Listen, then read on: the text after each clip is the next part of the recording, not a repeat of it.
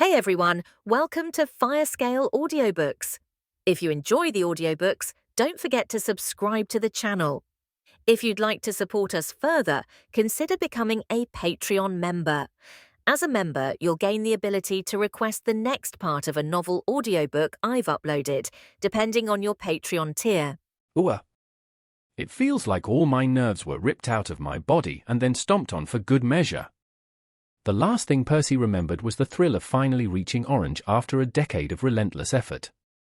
The jeers and sneers from his cousins and uncles had only pushed him onward. He'd done it, tripled his remaining lifespan, and achieved a new level of power. He'd made it. His first act had been to try tapping into his family's bloodline once more. The clone ability had always eluded him, but perhaps now, with his newly strengthened core, things would be different. He remembered the initial rush of mana, and then, pain. A lot of pain. A world of pain. I'm not exactly an expert, but I don't think excruciating agony is a common side effect of using a bloodline ability. As he fought to open his eyes, he was greeted by a strange sight. A creature with humanoid features, but certainly not human, stood before him. Its skin was pale as milk, its eyes pitch black, resembling obsidian orbs that glimmered with an emotion Percy couldn't quite discern. Worry, perhaps? The creature's strained smile and tightly clenched fists at the edge of the crib betrayed its concern. There was another standing opposite the first, this one bulkier. A male? It was hard to tell. Both were hairless and wore baggy robes concealing any distinguishing traits. Percy raised his hands with difficulty, noticing they were tiny and the same pale color as the giants around him. His skin was smooth as porcelain. What's happening? Who are these people? He tried to speak, to ask a question, but no sound emerged. To his horror, he realized he couldn't breathe. The female, at least, he thought it was female, panicked, moving a device to his mouth and casting an air spell. A breath was forced into his lungs and, though it hurt, it kept him conscious. Barely. Scanning his surroundings, he noticed the walls were sleek, made of some polished material. They definitely didn't have anything of the sort back on Remia. Strange decorations adorned the room. There was a painting that seemed to have been drawn in 3 directions, somehow. Through the window, he glimpsed 3 suns, green, yellow, and blue, illuminating a turquoise sky. At any other time, Percy might have appreciated the novelty of the situation. Right now, however, it only brought him unease. Desperately, he turned to the only source of familiarity he could think of. His status tab. He summoned it, hoping it still worked. Guhat, Percival's clone. What the hell? His relief at being able to check his status was quickly replaced by shock. Guhat was probably the name given to this body, but what did it mean by a Percival's clone? Wasn't he the real Percy? Wait. Clone? I succeeded? Under other circumstances, he would be ecstatic.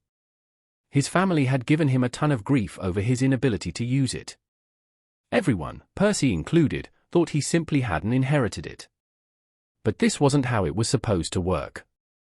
Fueled by their life affinity, the Avalon House's bloodline allowed them to cultivate a biological copy of themselves to delegate dangerous or tedious tasks to.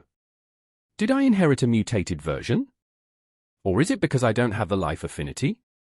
Percy had never been sure of his affinity. The standard test at age 5 had shown nothing, but there was a slim chance he had a rare affinity it couldn't detect.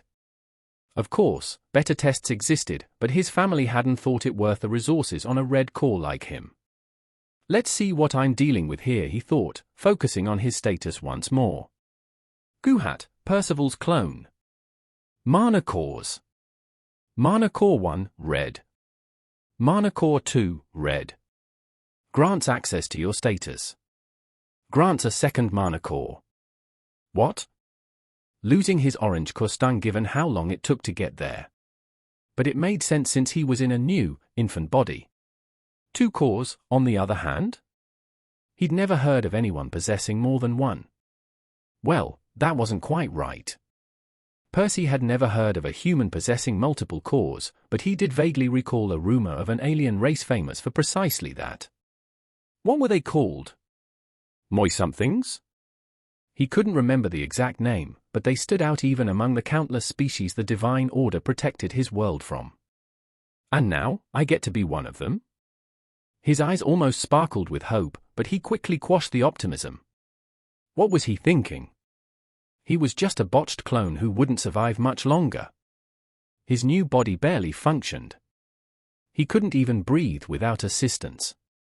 Everything hurt, and he felt himself beginning to collapse. Even if he survived, both his cores were red, leaving him at the bottom of the pecking order here as well. No. I can't give up so easily. I want to live. I want a chance. He clawed desperately at his fading consciousness. The pain was excruciating, as if he were being ground to dust, but he refused to give up. He didn't care he was just a clone. He didn't care his cores were red. He had to fight with what he had. To live with what he had. To make the most of what he had. But sometimes sheer will wasn't enough. The air affinity spell was beginning to hurt more than it helped. His heart felt like it was about to burst, darkness seeping into his vision. At the same time, an inescapable force pulled him, slowly prying him out of the broken body. As Guhad's eyes closed, the blurry silhouettes of the couple he guessed were his parents faded, their distraught cries replaced by silence. His final thought was a bitter one. I'm sorry for putting you guys through this. Percy was pulled towards a certain direction. It was as if a tight rope was glued to his back, forcing him to travel, to plunge through a seemingly infinite darkness, unable to resist. He couldn't tell how long it took. Maybe a week? A year? A century? Either way, his mind was murky, his thoughts failing to fully form. Perhaps this was purgatory, his punishment for casting that ability. It's not like he'd known what it would bring, but he appeared destined to pay the price all the same. At least it wasn't so bad. He was at peace. The pain was gone. Until it wasn't. A throbbing headache was the first new sensation, followed by warmth. He instinctively took a breath and then another, and a third, ecstatic to have functioning lungs again. Next, he tried prying his eyes open, but his sight was blocked by something wet. A towel? He tried lifting his hands, but his limbs were weak. In the end, he shrugged. Or he would have if he could. Instead, he just remained in that position, enjoying the rhythmic sound of his own heartbeat. Did they manage to fix me? He opened his status again, but what greeted him wasn't at all what he expected. Percival Avalon. Mana cores. Mana core 1, orange. Mana core 2, seed. Bloodline. Clone, create a copy of yourself. Effect varies by affinity. Grants access to your status. Grants a bloodline. Fractured, grants the seed of a second mana core. Requires potent life and mind mana to germinate. Holy shit! The shock somehow gave him the energy to sit up, the wet towel falling from his face. Glancing around, he found he was back in his room. His human room. His human body. No Guhat or Percival's clone. I guess the clone's memories return to me when it dies. He exhaled in relief. Not only was he somehow still alive, but it appeared he wouldn't be condemning a version of him to a horrible fate every time he used his bloodline. More importantly, there it is. My orange core is back. Also, the clone bloodline. This was Percy's first time seeing his bloodline listed in his status. Not because he didn't have it before now. Both bloodlines and core affinities were fixed from birth. Naturally, he had had clone his whole life. He just hadn't known. The status page wasn't omniscient. The only things it could detect through the simple test most kids underwent at age 5 were the starting grade of one's mana core and the common elemental affinities. As for rarer affinities and bloodlines, those required a more specialized investigation, which was only reserved for kids lucky to be born at orange or higher. The rest had to either earn enough money to pay for the test, or to slowly discover their affinities and bloodline, if they even had any, on their own.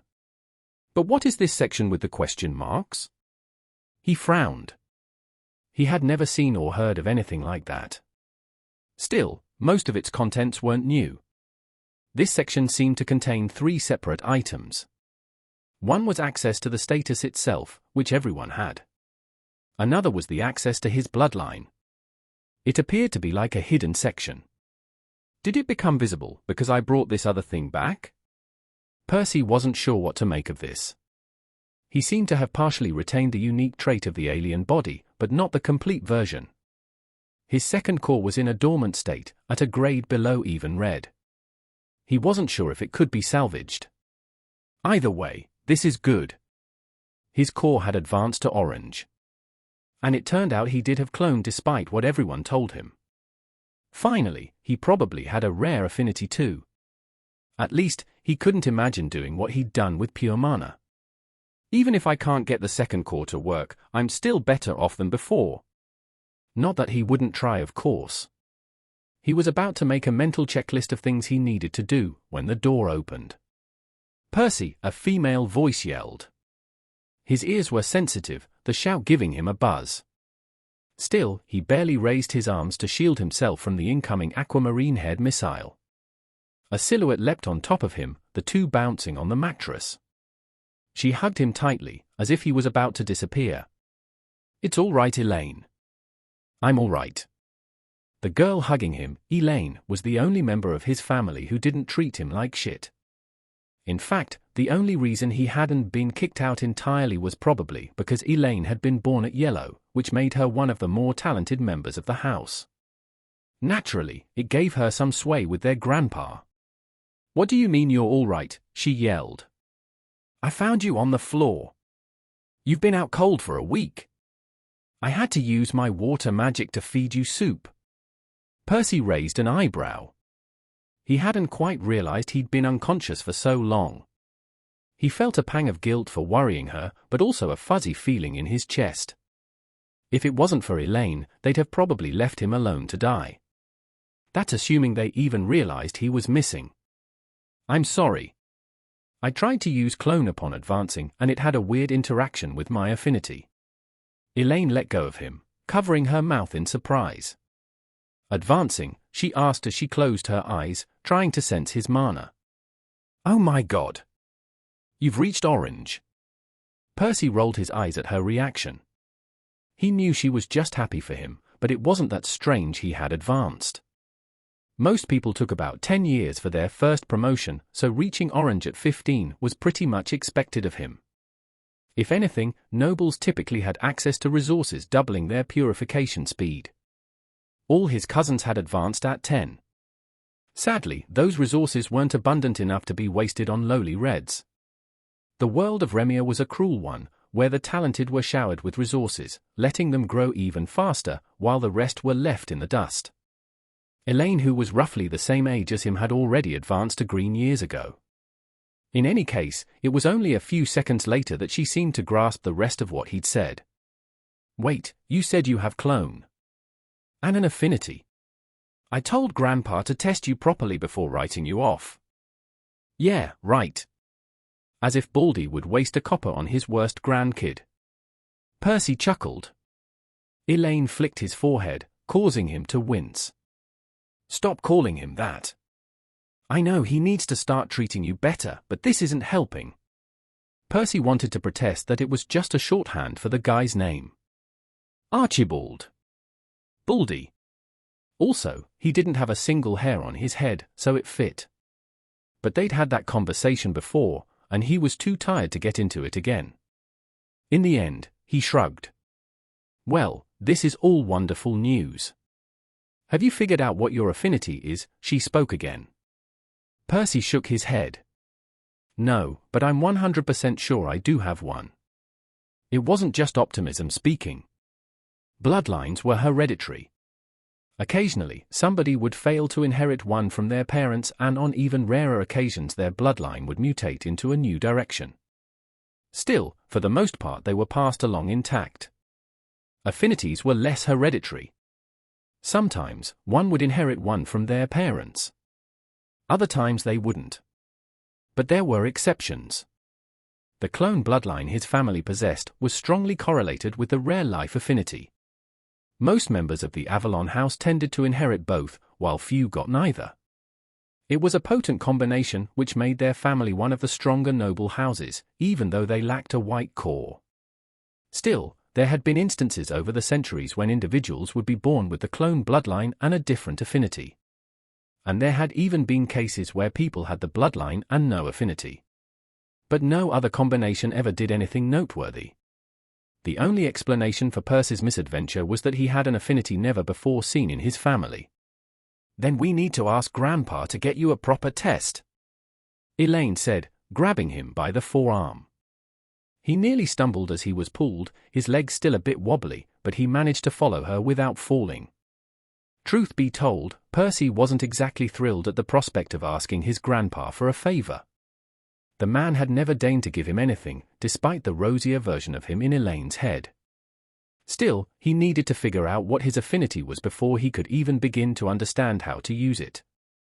If he had to pay for the test himself, it would take him several more years, as he had already used up his savings for his advancement.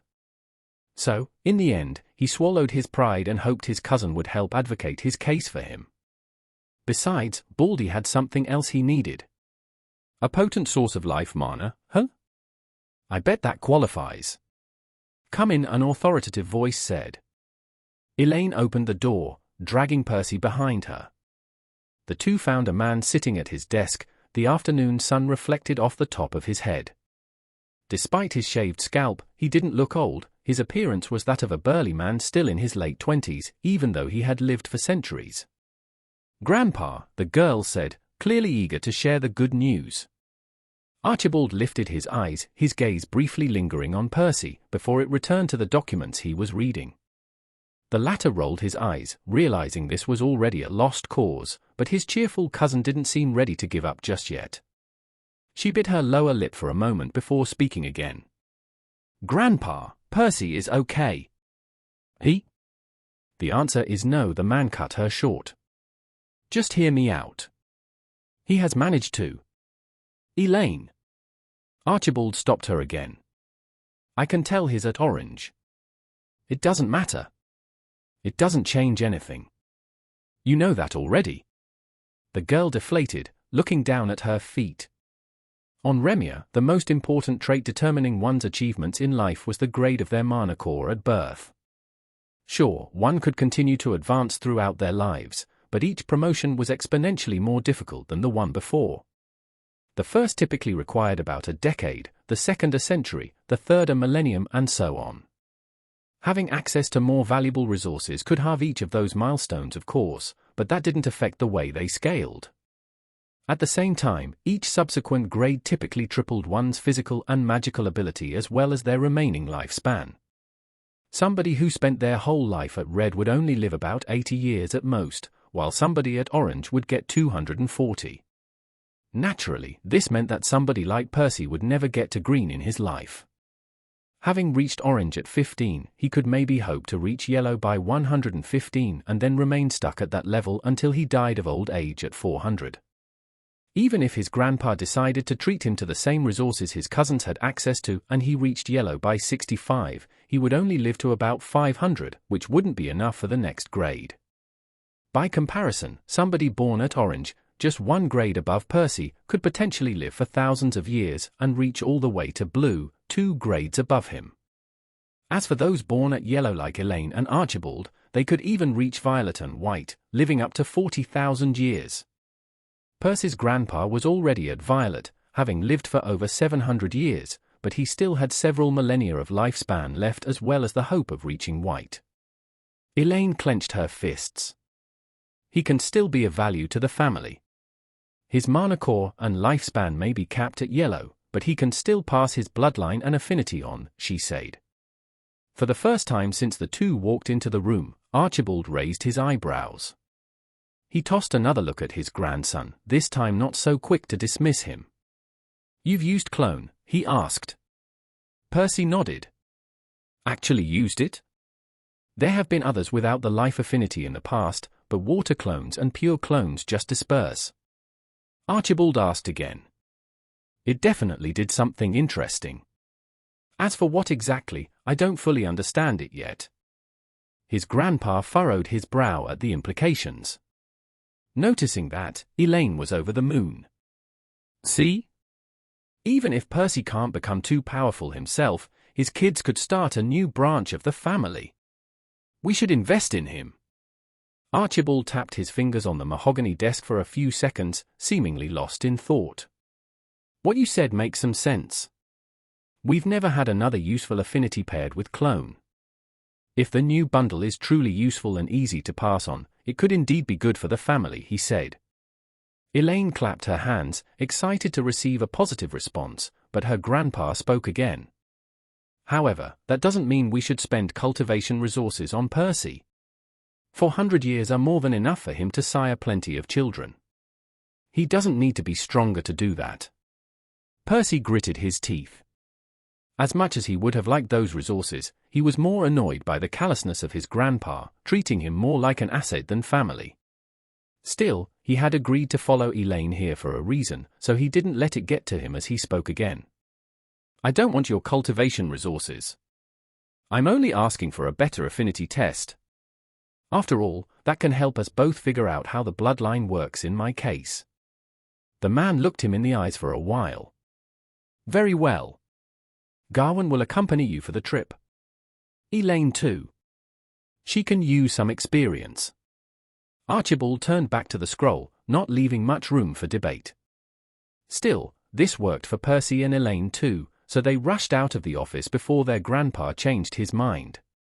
As they walked back to his room, he replayed the conversation in his mind, his hands balled into fists, drained of all color. Faced with his grandfather's coldness, Percy had come this close to spilling the beans on his second mana core. He so wanted to see Baldy's face twist as he learned the grandson he treated like trash had achieved something no human ever had. Not the white cores. Not even the lofty existences in the divine order could boast of such a feat. He had stolen the most important secret of one of the strongest races in the universe. He had done that. With a worthless orange core. But he'd held himself back. First of all, it sounded quite unbelievable, and he couldn't exactly prove it. Speaking of the event might have made his grandpa think he was lying about the whole thing and robbed him of the affinity test. More importantly, he owed him nothing. If it wasn't for Elaine, he would have left this shitty family already. Whatever his second core meant for him, he would discover on his own and forge his own path. His biggest regret was that he needed to get close to his grandpa's treasured tree. It was his family's most prized possession, and he hoped it was precisely the potent source of life mana he needed to germinate the seed. Let's leave it for now. If Baldy was so stingy with the affinity test and the cultivation resources, there's no chance he'd let me anywhere near the tree in a million years. But it didn't matter. He knew where it was. He could figure out a way to sneak there later. Besides, he still needed to find a source of mind mana for this to work. Thinking of something, he grinned. As it so happened, the advanced affinity test would be held at precisely such a place. The duo were about to enter Percy's room, but he stopped at the entrance. This caused Elaine to look at him in concern. Percy! Don't let this get to you. If your affinity is really useful, we can convince him to give you more resources later. He chuckled. It's not that. I've just realized that I haven't even tried practicing with my core since it evolved. Between everything that happened with the bloodline, I never got the chance. As he was about to head to the training grounds, she grabbed his arm again. Seriously? You were in a coma for a week, and we are about to head out in a couple of days. What you need right now is to get some rest. Percy looked her in the eyes as his lips curled and parted. Smiling, he said, "Thanks." Seeing her forehead crease in confusion, he hurriedly added, "For caring. You're the only one who does. But I still need to do this." Then he walked away, leaving her behind. It was true he could use some sleep. His mind was still exhausted, his body weak. But he had to get stronger soon. He understood there weren't many people he could rely on. No handouts for him. Everything he needed, he had to fight for. Soon, he reached the training grounds. Just a section of the garden, really. He briefly paused to appreciate the birds chirping on the trees and the squirrels bolting up and down their trunks. Then, he walked to the middle of the grass, facing a wide, dead oak tree that people typically used for target practice. Nobody else was around right now. His cousins rarely trained. They were mostly content lazing around and gulping expensive elixirs that cleansed their cores and lengthened their lives.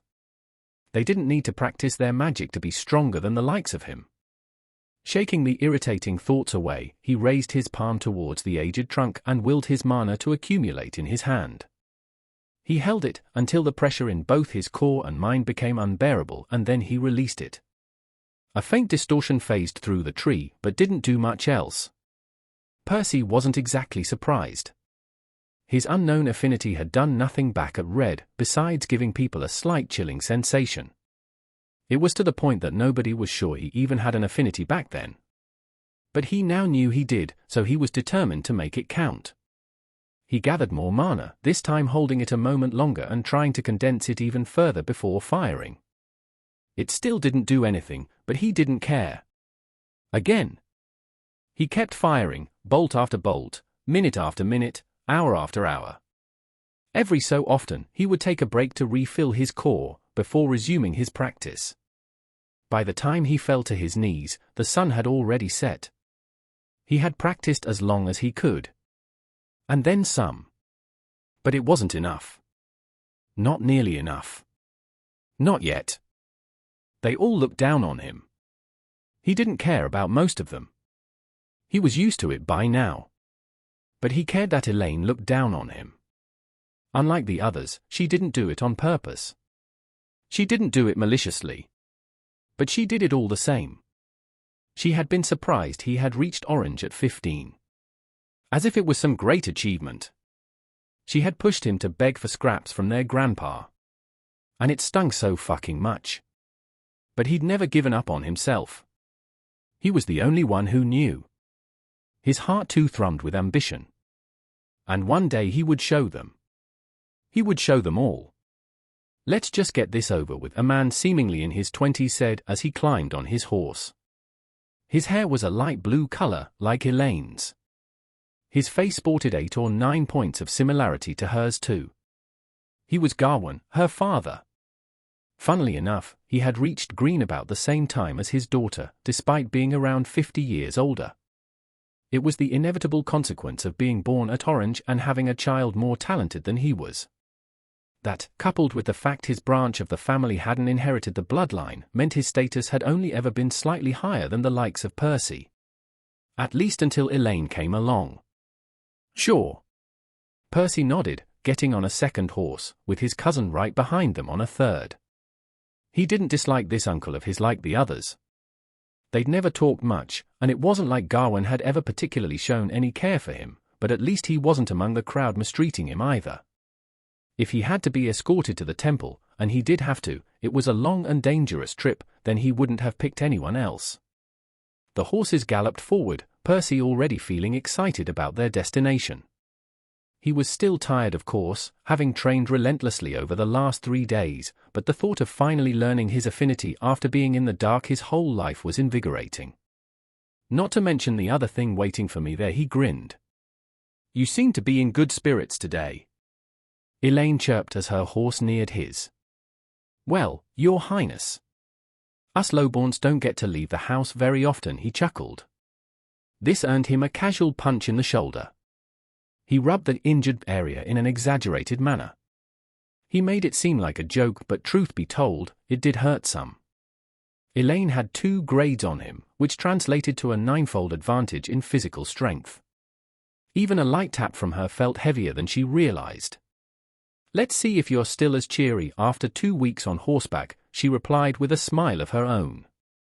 The trio pressed onward for several more hours, with Elaine and Percy chatting at the back, while Gawain ignored them, riding a few paces ahead.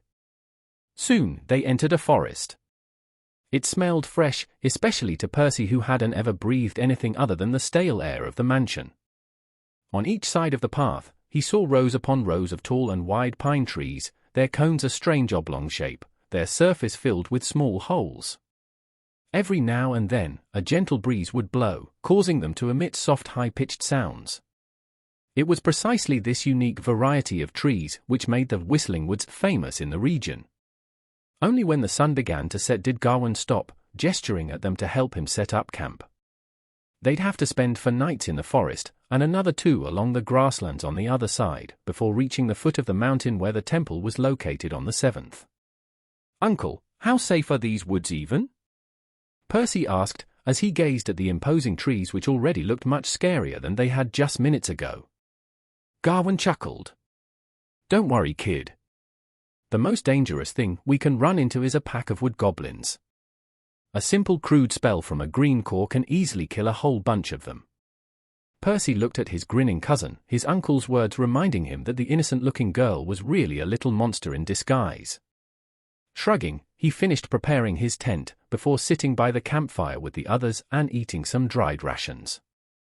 The group dined in silence, as he and Elaine had already spent all day chatting. Next, his uncle went to sleep, leaving the 2 to take the first watch together. Percy was too weak to take a shift by himself. If they were ambushed, he might not be able to do much before waking the others. Consequently, Gawain and Elaine had to split the night between themselves, with Percy simply serving as a second pair of eyes for his cousin. In the end, their first night at the Whistling Woods passed uneventfully, as did the one after. It wasn't until the 3rd day they stumbled upon a grizzly bear, but it actually fled from them on sight. Most animals on Remia, even the ones which didn't possess magic of their own, had evolved the ability to sense another's mana core, mostly to avoid danger. ******. Geez, she fell asleep again. Percy rolled his eyes. While Elaine had been a bit tense at the beginning, she had noticeably relaxed over the past few nights. This was the 2nd time she dozed off an hour before their shift ended. He felt bad waking her up, especially since nothing would happen most likely. Still, he knew he couldn't protect the group by himself on the off chance it did. "Elaine," he muttered, trying to get her to hear him, without waking his uncle who was sleeping just a dozen yards further. Yet, he didn't even hear his own voice. Come to think of it, even the whistling sound of the wind passing through the trees seemed to have gone silent. He frowned. "Elaine," he yelled again, this time not caring about waking Gawain by accident. Nothing. He felt his vocal cords vibrate, but not a sound came out of his mouth. Paling, he darted towards her, hoping to shake his cousin awake. An arrow landed soundlessly just in front of his foot, stopping him in his tracks. Another soon followed, this one whizzing by him, nicking him in the shoulder. Turning to look in the direction the projectiles had been fired from, he only spotted several pairs of bright yellow eyes glinting in the darkness. Shit, he thought, right as a 3rd arrow hit him in the thigh. Gritting his teeth, he resumed his dash to Elaine. She was only 4 meters away, though they now felt longer as he limped, barely dodging the 4th arrow by accident. He was about to reach her when the 5th arrow hit his other calf, sending him tumbling on the dirt. Normally, the sound should have woken her up as he was only half a meter away, but something was still muting all noise in the area. Percy stretched his arm, trying to reach her foot as he noticed movement out of the corner of his eye. Turning his head, he saw a silhouette standing over him. It wasn't very tall, probably shorter than he was. Still, the savage look in its eyes, coupled with the glint of its weapon's edge, some kind of hatchet most likely, were enough to convince him of the danger it posed. As if by instinct, he turned his palm the way of the creature, repeating the same move he'd been practicing over the days leading to the trip. He hurled the mana a second sooner than he would have liked. While he could have charged it some more, he had to stop his assailant before it swung its weapon. Not even waiting to see if it had any effect, he reached for his cousin, this time succeeding. The girl's eyes snapped open, as did her mouth. She tried to scream, but he couldn't hear her. Luckily, she regained her wits a moment later. Just in time too, as she was already surrounded by 3 more of the fiends. A quick flash of azure later, and the upper bodies of all 4 of the goblins, including the one still standing motionless over Percy, were cleanly separated from their legs. Another spell sent a bucket full of water splashing over her father, waking him up. Percy let out a breath he hadn't even noticed he was holding, as his relatives rounded up the remaining goblins. The creatures tried to run away, of course, but their short legs couldn't possibly outrun a green-clawed humans. Only now did he take the time to examine the arrows sticking out of his flesh. Riding a horse is going to suck so much tomorrow. A young man rode his horse, his short black hair glistening with sweat. His forehead creased as he tried to keep his mind off the discomfort, focusing on the feeling in his palms. Every few seconds, he released the gathered mana, trying to gather a bit more of it with each attempt and to compress it to an even tighter ball before letting go. Riding made concentrating a challenge, but it was the only way he'd found to keep his thoughts occupied. And he had managed to pull it off, for the most part. At least until his horse stepped on something and the bump made him wince. Elaine hadn't said much over the last couple of days. Well, if he excluded her frequent apologies. She'd already told him how sorry she was over falling asleep 1,000,000 times. And here she was, approaching him for the 1,000,001st. A beautiful azure ribbon snaked towards him, gently caressing the wounds on his legs. It felt cool and soft, soothing the sting briefly. Still, it couldn't heal him. Back at home, life users were a copper a dozen, and any one of them could patch him up rather easily. Hell, it would take Baldy less than a second if he deigned to waste his mana on him. Sadly, both of his escorts for this trip had the water affinity instead. Such was the cruelty of genetics. He'd have to put up with this for another week. Percy! I'm so sorry, she said again, as he raised his hand to stop her. By now he felt a bit bad seeing her squirm. He was tempted to undersell his injuries to make her feel better. After all, the only reason she and her dad were accompanying him in the first place was because she had pleaded to their grandpa for his sake. But Percy wasn't the best actor. He couldn't downplay the pain. Besides, learning from this mistake would serve her well in the future. Even prodigies couldn't be careless in the wilderness. Just be careful from now on is what he ended up saying. However, upon seeing her downtrodden expression, he couldn't help himself. It was an accident anyway. Who would have thought we'd run into a goblin mage of all things, he added. Most of the creatures were born at red, which was one of the reasons his cousins had often called him Goblin among other names. A goblin born at orange was actually rarer than a human born at yellow.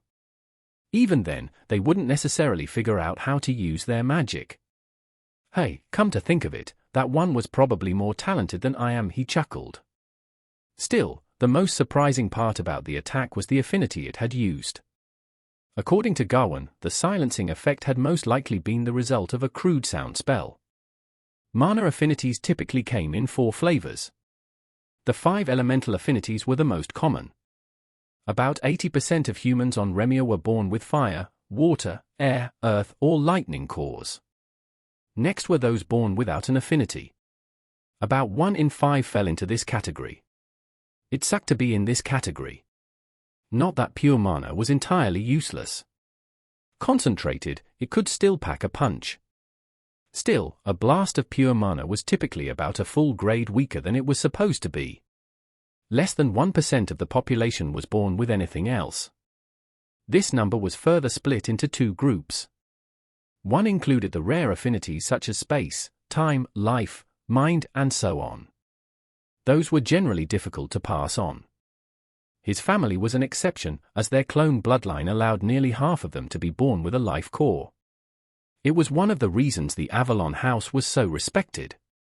The final group were those born with a composite affinity. It was nothing more than the combination of 2 elemental ones. The sound affinity the goblin had used was a result of air and lightning mana mixing. As for anything else? Well, nobody had ever heard of a triple elemental affinity or a double rare affinity. In any case, Elaine nodded, letting him return to his practice.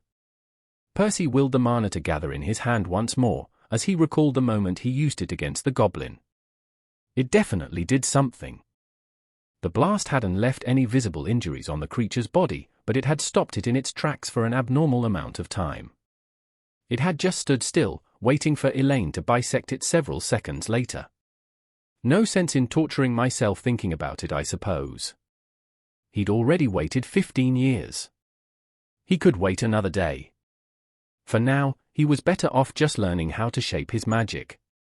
Bolt after bolt, he kept firing his mana randomly, working on both his cast time and potency. It wasn't until they rode up a hill that Elaine pulled him out of the trance again. "Percy! Look!" Lifting his eyes, he saw it. A colossal shadow stretched across the horizon.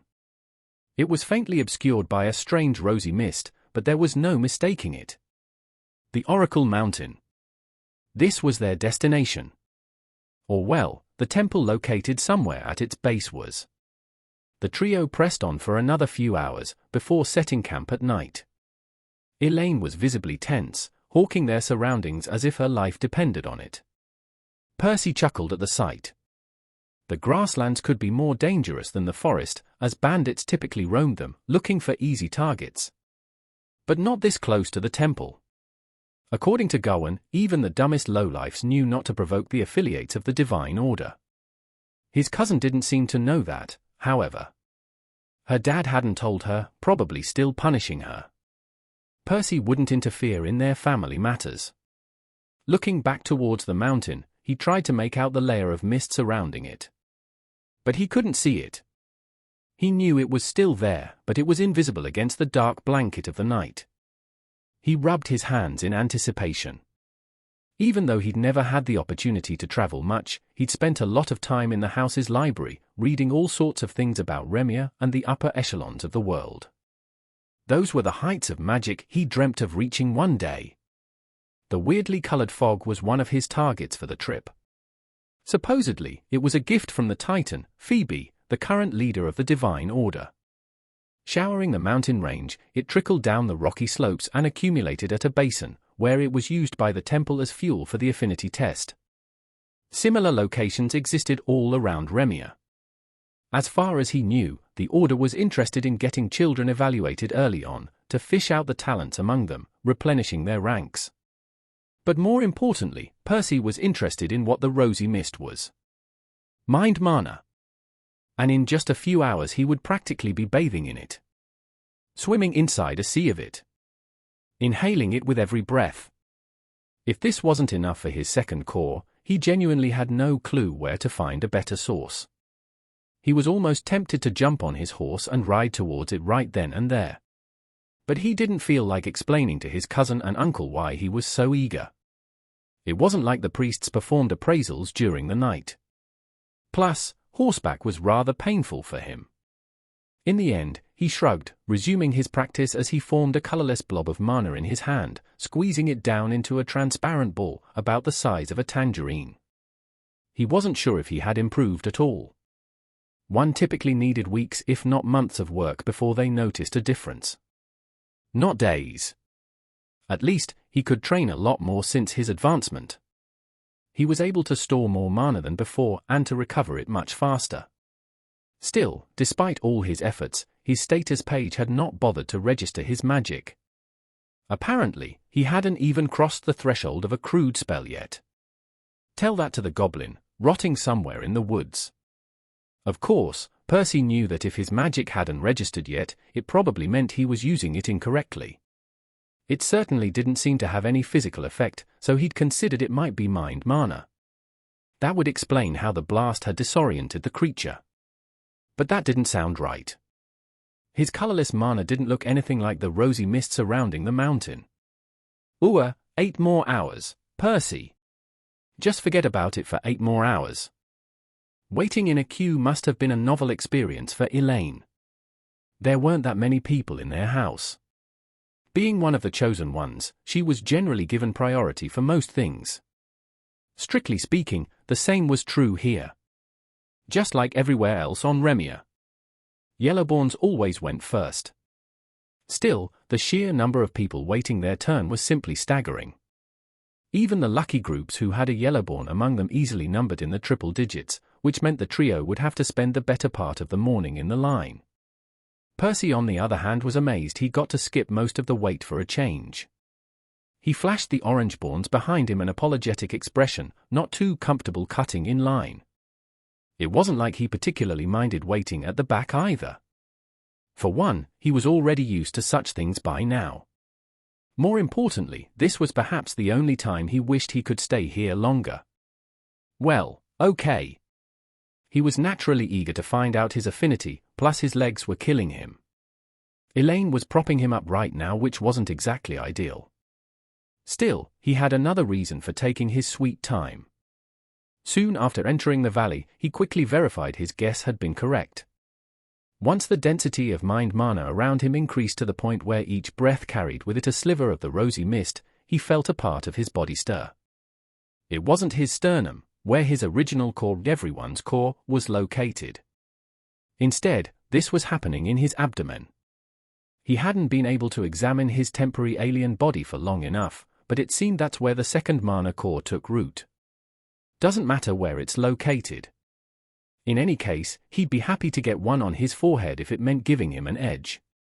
Fractured, grants the seed of a second mana core.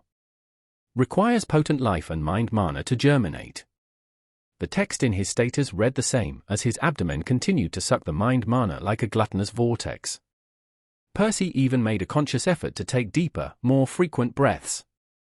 He didn't know if it would help, but it couldn't hurt. Right? He had no idea how much mana the seed needed to germinate, although he hoped he would manage to collect enough by the time they had to leave. But he shook his head. This was too important to leave up to chance. I'm not going anywhere until it's done. If necessary, he'd make up some excuse to get Gawain to wait here for a couple more days. He knew his uncle wouldn't be thrilled, but if he told him his injuries were acting up, the man would listen. Maybe. Hopefully it doesn't come to that.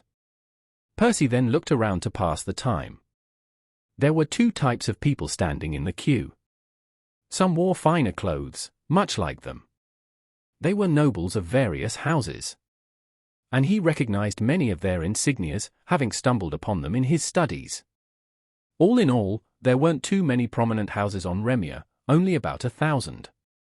Each required a violet core at minimum to survive, and they didn't exactly grow on trees. Even Yellowborns had to guzzle down expensive elixirs for several centuries and survive countless assassination attempts to get to that point.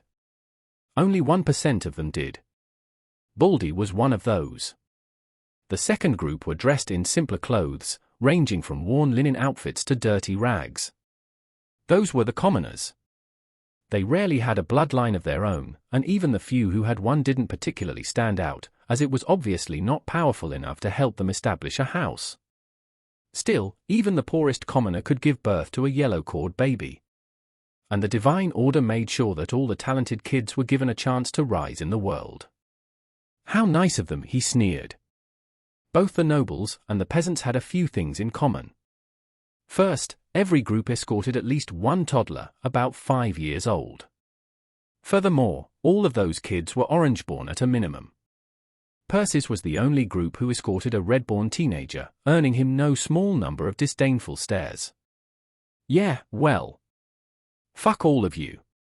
As annoying as it was, it made sense really. Phoebe was powerful, but she couldn't fill the whole world with mind mana. Instead, she mostly focused it on places such as this temple, which administrated the more advanced test. Beyond that, she also mass-produced a lot of trinkets, which smaller temples used for a more basic version of the test.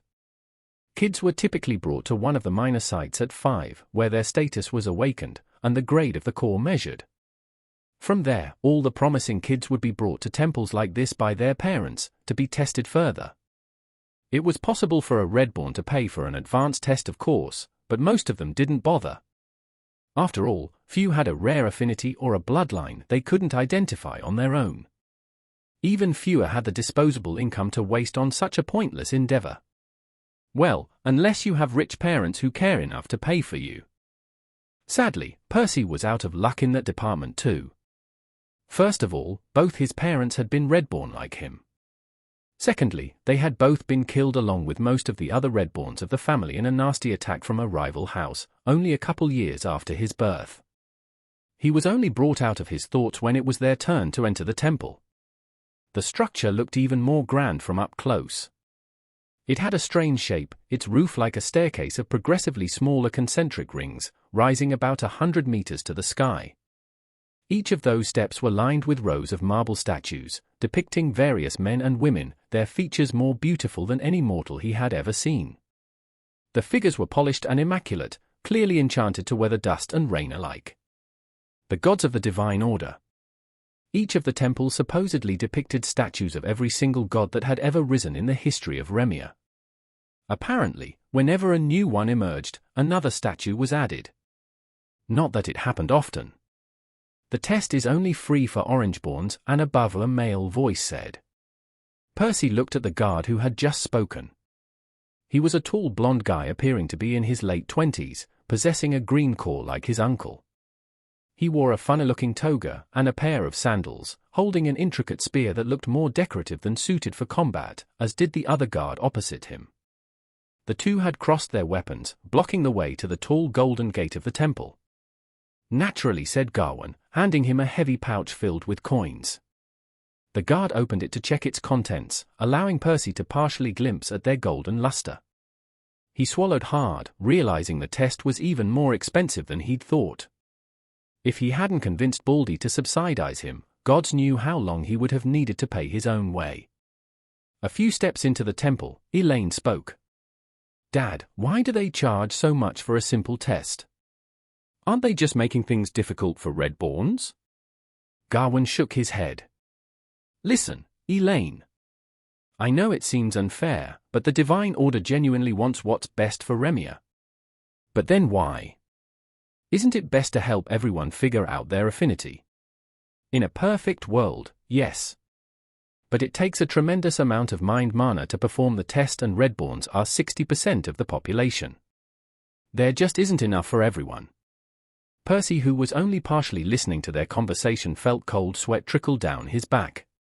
Shit, I hope nobody realizes how much I've taken already. The density of the mist had already tripled by the time they reached the temple, but that wasn't even worth mentioning compared to the changes upon entering it. Inside, it was easily a dozen times thicker, to the point where they could barely watch where they stepped. And even worse, the seed in Percy's abdomen didn't seem to care about optics, only doubling its efforts to absorb it. By now, he could even see the mist spiral around his mouth if he paid close attention. He was forced to slow down his breaths, trying to hide what was happening. So focused was he on doing so, that he failed to notice when Gawain stopped walking, crashing into his uncle. Ouch, he said, rubbing his forehead. It felt more like he'd bumped into a wall than a person. Gawain tossed a glare his way to shut him up, when Percy realized they weren't alone. A beautiful woman stood in front of them, dressed in elegant red clothes, wearing a tiara adorned with rubies on her head. Percy's mana sense revealed her core thrumming with an intimidating blue color, a grade higher than the two attendants by her side. The High Priestess didn't seem to mind his previous lack of attentiveness, flashing him a bright smile, before gesturing at another golden door. It was half as tall as the other one. Please enter the pool inside and extract some mana out of your core. The enchantments will take care of the rest. Percy frowned. Alone? Don't you have to? I don't know, supervise people? Gawain shook his head as the High Priestess tilted hers. Why? Are you planning to damage the sacred pool? She asked. No? I mean, definitely not. I just thought. Isn't it too precious to leave unattended? She chuckled. I'm just messing with you. The evaluation is a private affair. Nobody can force you to disclose the results against your will. As for the integrity of the pool, you don't need to worry about it. Even I can't put a scratch on the materials, and nobody below Violet could possibly snatch any of the concentrated mana in there. I guess we'll see about that. Outwardly, he only nodded before limping towards the door. Do you need somebody to accompany you? The High Priestess asked again as she saw his injuries. But he shook his head, cupping his fists politely. He really didn't want anybody watching whatever was about to go down in there. He rushed forward, as quickly as he could manage, wincing with every step.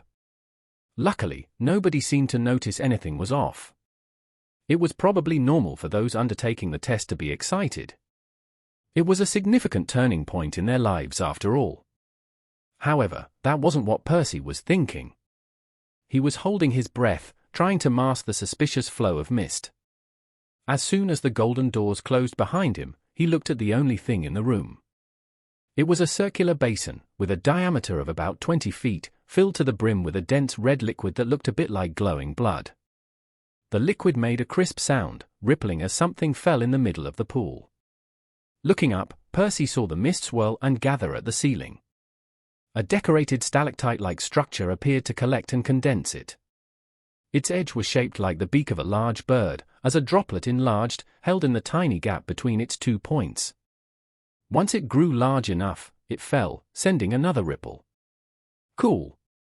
I hope it still looks like this after I'm done with it, he thought as he undressed. Sadly, that was nothing but wishful thinking. Not even a moment after he dipped his toes into the pool, all hell broke loose. The seed in his abdomen didn't bother waiting for him to inhale the mist anymore. A violent suction force emerged from his belly, directly causing the liquid to flow up his skin, making its way to it. Percy panicked. The commotion could easily draw the attention of the High Priestess. He tried to step back, but his foot was stuck in the flowing liquid. He put more strength, trying to extricate his body, causing the red material to stretch like rubber, before snapping back, pulling him into the pool. The sound was muted, as the fluid was already coiling around him. I can't breathe. Not only was it traveling up and through his skin, but also down his throat. Percy used all his strength to stand up. It was hard, and it took him several seconds to right himself. Even when he did, he couldn't bring his head out of the liquid, as he was covered from top to bottom like a crimson snowman. He tried to claw the material out of his face, but it didn't help. More kept flowing to replace it. Dizzy, he fell to his knees, his consciousness slipping. Percy thought he was a goner when the flow suddenly eased up. It quickly lost its viscosity, falling back into the pool, trickling down his skin. But he wasn't out of the woods just yet. His second core was clearly a sloppy eater, having failed to clean up after its mess. The liquid outside his body had stopped hugging him, but that didn't help with the part still in his lungs. Percy desperately hit his chest, trying to cough the substance out, with limited success. No, I can't drown during the damn test. That would be such a dumb way to die. Thinking of something, he climbed out of the pool, feeling an attractive force tugging at the liquid in his lungs.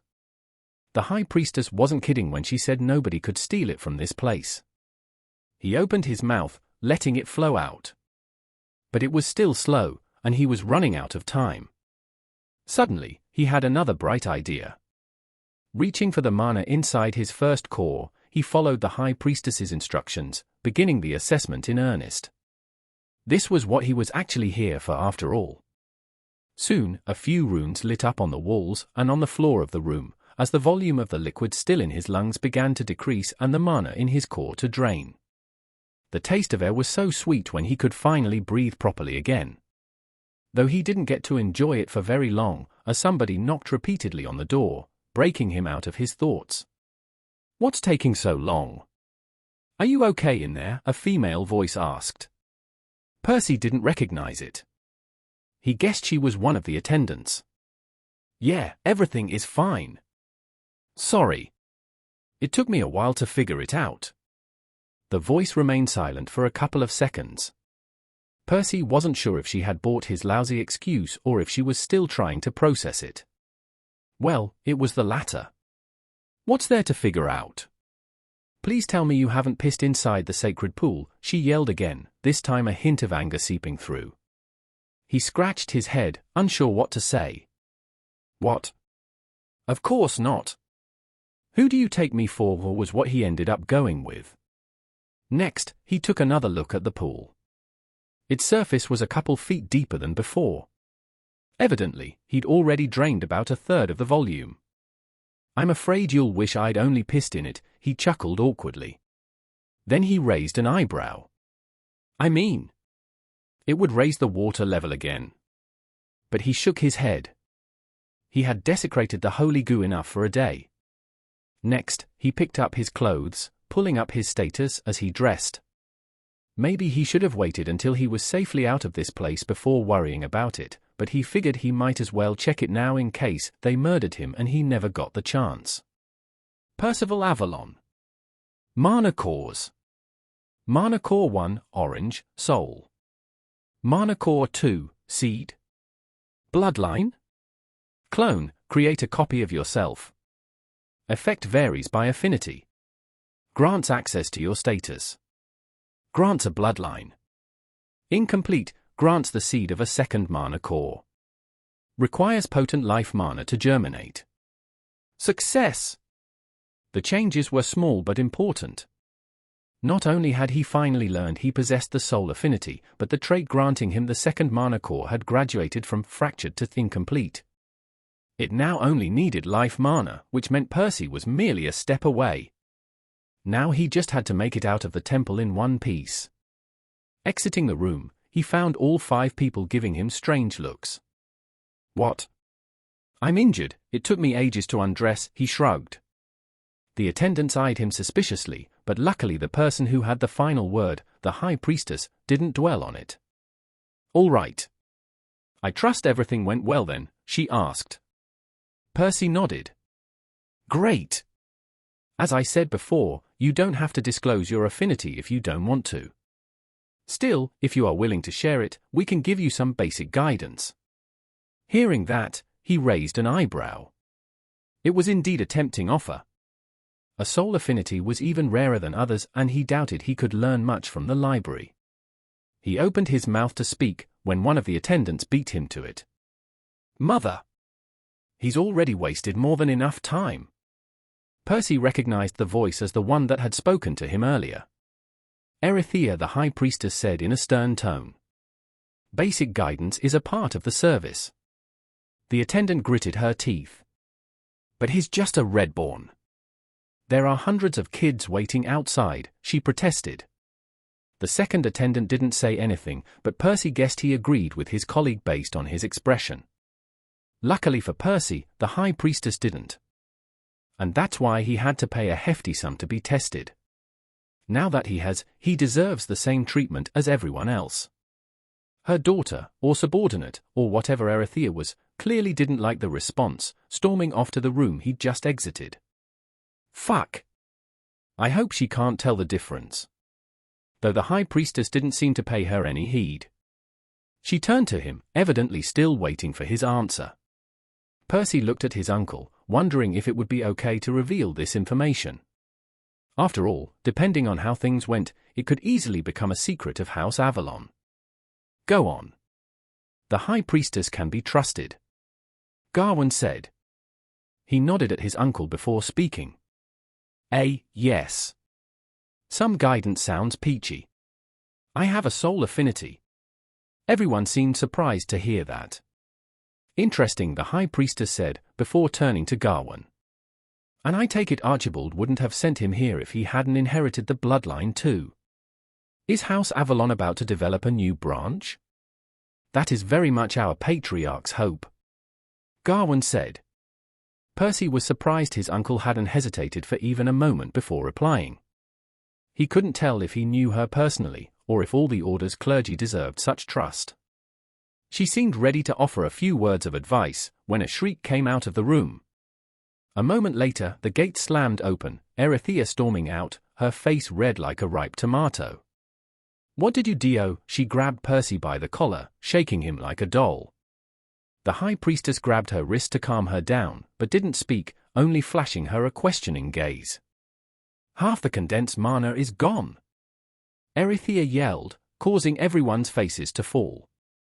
They all looked at Percy, demanding an explanation. Knowing he didn't exactly have that many options, Percy swallowed hard, before falling back to the most ancient art invented by mankind. I found it like that. Percy and his relatives barely managed to escape with their lives, leaping out of the wolves' den by the skin of their teeth. Okay, maybe that was a bit of an exaggeration. The High Priestess let them go. Relatively easily. Not that Percy's hastily constructed lie was particularly believable, but at the end of the day there wasn't any evidence incriminating him. After all, she had said it herself. Nobody below Violet could steal the dense mind mana, let alone an orange-cored teenager. While she had certainly seemed somewhat colder during their subsequent interactions, in the end she did give him some tips on how to train with his affinity like she had promised. That was why he was squinting really hard right now, trying to peer into Elaine's soul. "Cut it out, will you?" she grunted in annoyance. "What did you even do in there?" "I tested for my affinity," he shrugged. His cousin rolled her eyes. "Fine, keep your secrets. Just try not to get us all killed next time." Percy was about to comment on the irony of her statement, but in the end, he chose to let it slide. He was too busy to walk into another argument. The High Priestess had explained that the soul affinity could be used for offense.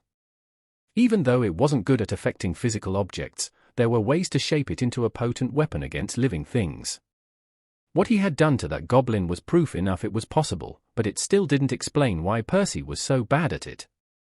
After all, even a red core could easily injure somebody with a fireball or a stone shard. Why had he needed to advance to orange before he could stun a single goblin temporarily? Hearing his worries, she had advised him to start by developing something called a soul vision. Simply put, it was just a specialized version of the basic mana sense that everyone had upon awakening their core. Soul vision made use of his affinity to observe another soul directly. Once he managed to pull that off, he could more easily understand what he had been doing wrong with his magic. The trio finally made it to their horses, much to Percy's relief.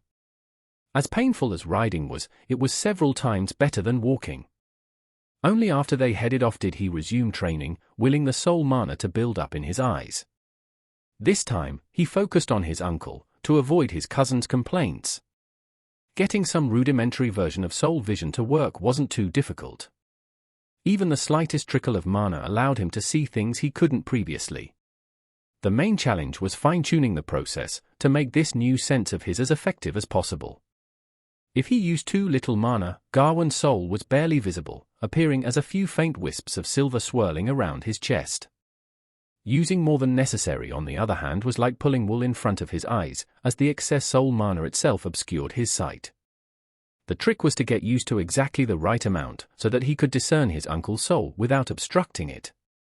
He knew it was just a matter of practice until he nailed it, but he did hope he could get it done by the time they returned to the Whistling Woods. He would need it for the next part of his training after all. Better make the next 3 days count then. Asterisk asterisk asterisk. Just a little more. Percy sent another clump of mana to his right eye. As that happened, Gawain's soul came into focus, letting his nephew spy on it more clearly. To Percy, human souls appeared like semi-amorphous flames contained inside one's body, spreading to roughly cover its entire volume. They did flicker a bit, so their shape constantly diverged from that of the person's flesh. Also, he had no idea what happened to somebody's soul after they died. Still, this was good progress in his book. And the best part was that he only needed a few seconds to fine-tune his soul vision by now. Not to say there wasn't any room for improvement though. Percy breathed hard as the mana dispersed from his eyes, returning his sight to normal. Sadly, he couldn't keep his new trick up for too long before having to stop. It took quite a mental toll, plus it did cost a fair amount of mana to maintain. That said, he figured both would improve over time. Perhaps, one day he would even be able to keep soul vision up indefinitely, although that was more of a long-term project. It'll do for now. He looked up, at the rows of pine trees appearing in the distance. He had trained relentlessly over the last 3 days, and luckily, it had paid off. He had managed to get his soul vision to an acceptable level by the time they returned to the forest. It took some begging, but he had convinced Gawain to help him find some more goblins to practice on, now that he finally had the tool to figure out what was going on. His uncle had initially been resistant to the idea, but he'd eventually relented. Percy wasn't sure if the man had warmed up to him, or if he was doing this because his daughter had asked him to. The young man appreciated it all the same. "Just remember, we won't spend more than a week here," Gawain reminded him. "Have I mentioned you're my favorite uncle?" Percy asked. "We both know that's a low bar." Gawain rolled his eyes. "And you've passed it with flying colors." Percy didn't let up. Asterisk asterisk asterisk. So, it turned out wood goblins were a lot tougher to find when one was actively looking for them. Well, either that or the trio had just been unlucky last week. In any case, it took them 6 full days to find one this time around. And that's only because they stumbled across an injured loner abandoned by its pack. Percy would have liked to put the poor thing out of its misery, but truth be told, the creature's misery was only about to begin. He did feel a little bad doing this, but he had to test his soul magic on something. Inanimate objects obviously wouldn't work, which left humans, innocent animals, or ugly goblins. And sadly, Percy's green pal was the most disposable of those targets. "Don't look at me like that. I'll start easy," he told the creature tied to a tree. Activating soul vision, he spent a few moments calibrating it as the goblin soul came into focus. It looked disturbingly similar to his uncle's, only slightly shorter. Percy didn't know if goblin souls were fundamentally different to those of humans, or if they only looked smaller due to having less space to expand to. Judging from how I managed to possess an alien body, I suppose souls of different species are somewhat interchangeable. Or maybe not. His clone had fallen apart rather quickly. But he shook the philosophical thoughts out of his head. He couldn't keep his soul vision up for too long, so he had to make it count. Pulling some more soul mana out of his core, this time he gathered it in his palm. Normally, it appeared colorless, to the point he could barely see it with the naked eye. Not now. Through soul vision, it appeared like a bright silver orb, about the size of a cherry. Soon, he fired the bolt towards the goblin, carefully paying attention to the changes. As the projectile slammed into the similarly colored silhouette of the creature, he saw it bend backwards and distort, its shape clearly rattled. Dispersing the mana in his eyes, he watched the goblin's physical form, curious to see what would happen to it. Percy's prisoner looked disoriented for a while, but its eyes regained their focus after a few seconds. He nodded. He'd held back with the last attack, partly to conserve his mana and partly to avoid dealing permanent damage to the creature too early. The last blast had only been at the level of what a red core would be capable of.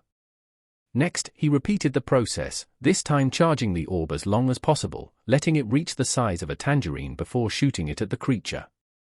The impact was a lot more violent than before, causing the goblin soul to stretch, almost leaving its body. Then, it snapped back, shaking intensely for a few seconds, like a boat trapped in a storm. Still, it settled down eventually, without any permanent damage visible on the surface. Percy switched to his regular vision and observed the changes to the goblin. This time it remained out of it for longer than an hour, before eventually regaining its senses. It still appeared somewhat dizzy afterwards, but it didn't look like something a few hours of sleep couldn't fix. As I thought. My attacks barely do anything. Any other affinity I know of would be deadly at orange. He frowned, trying to work a way around the issue. The problem was that the goblin soul was surprisingly resilient. And judging from his experiences growing up, human souls were even more so. Anyone he'd ever tossed his mana against had shrugged it off without feeling more than a simple chill. Thinking back to his attacks, it was a bit like trying to punch a sandbag. No matter how much strength he put behind the blast, it would just deform to absorb it. A sandbag, who? Percy willed his mana to gather in his hand again. This time, rather than shaping it into a ball, he focused it on his index and middle fingers, trying to make it as pointy as possible. This was his first attempt at something like that, so it took a while. The construct crumbled a few times, and he couldn't make it too sharp without it falling apart, but eventually he managed to get something about as pointy as a spoon's handle. He activated soul vision once more as he walked up to the goblin. As much as he would have liked to throw the new projectile, he knew it wouldn't survive the flight. He pointed his augmented fingers towards the goblin's chest and stabbed forward. His actual fingers stopped on the creature's skin, but the surrounding mana dug an inch deeper. E-A-G-H-H-H-H-H-H-H-H-H-H-H. The goblin shrieked loudly, the sheer agony contained in its voice making Percy's hair stand on end. Covering his ears, he took a few steps back, but kept his soul vision active, trying to figure out what was going on.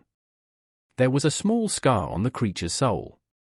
It was tiny, as if it had been nicked by a fingernail, but unlike the blunt damage from before, it wasn't recovering. Percy didn't know if it would, given enough time, but he could tell the goblin would be in a world of pain until then.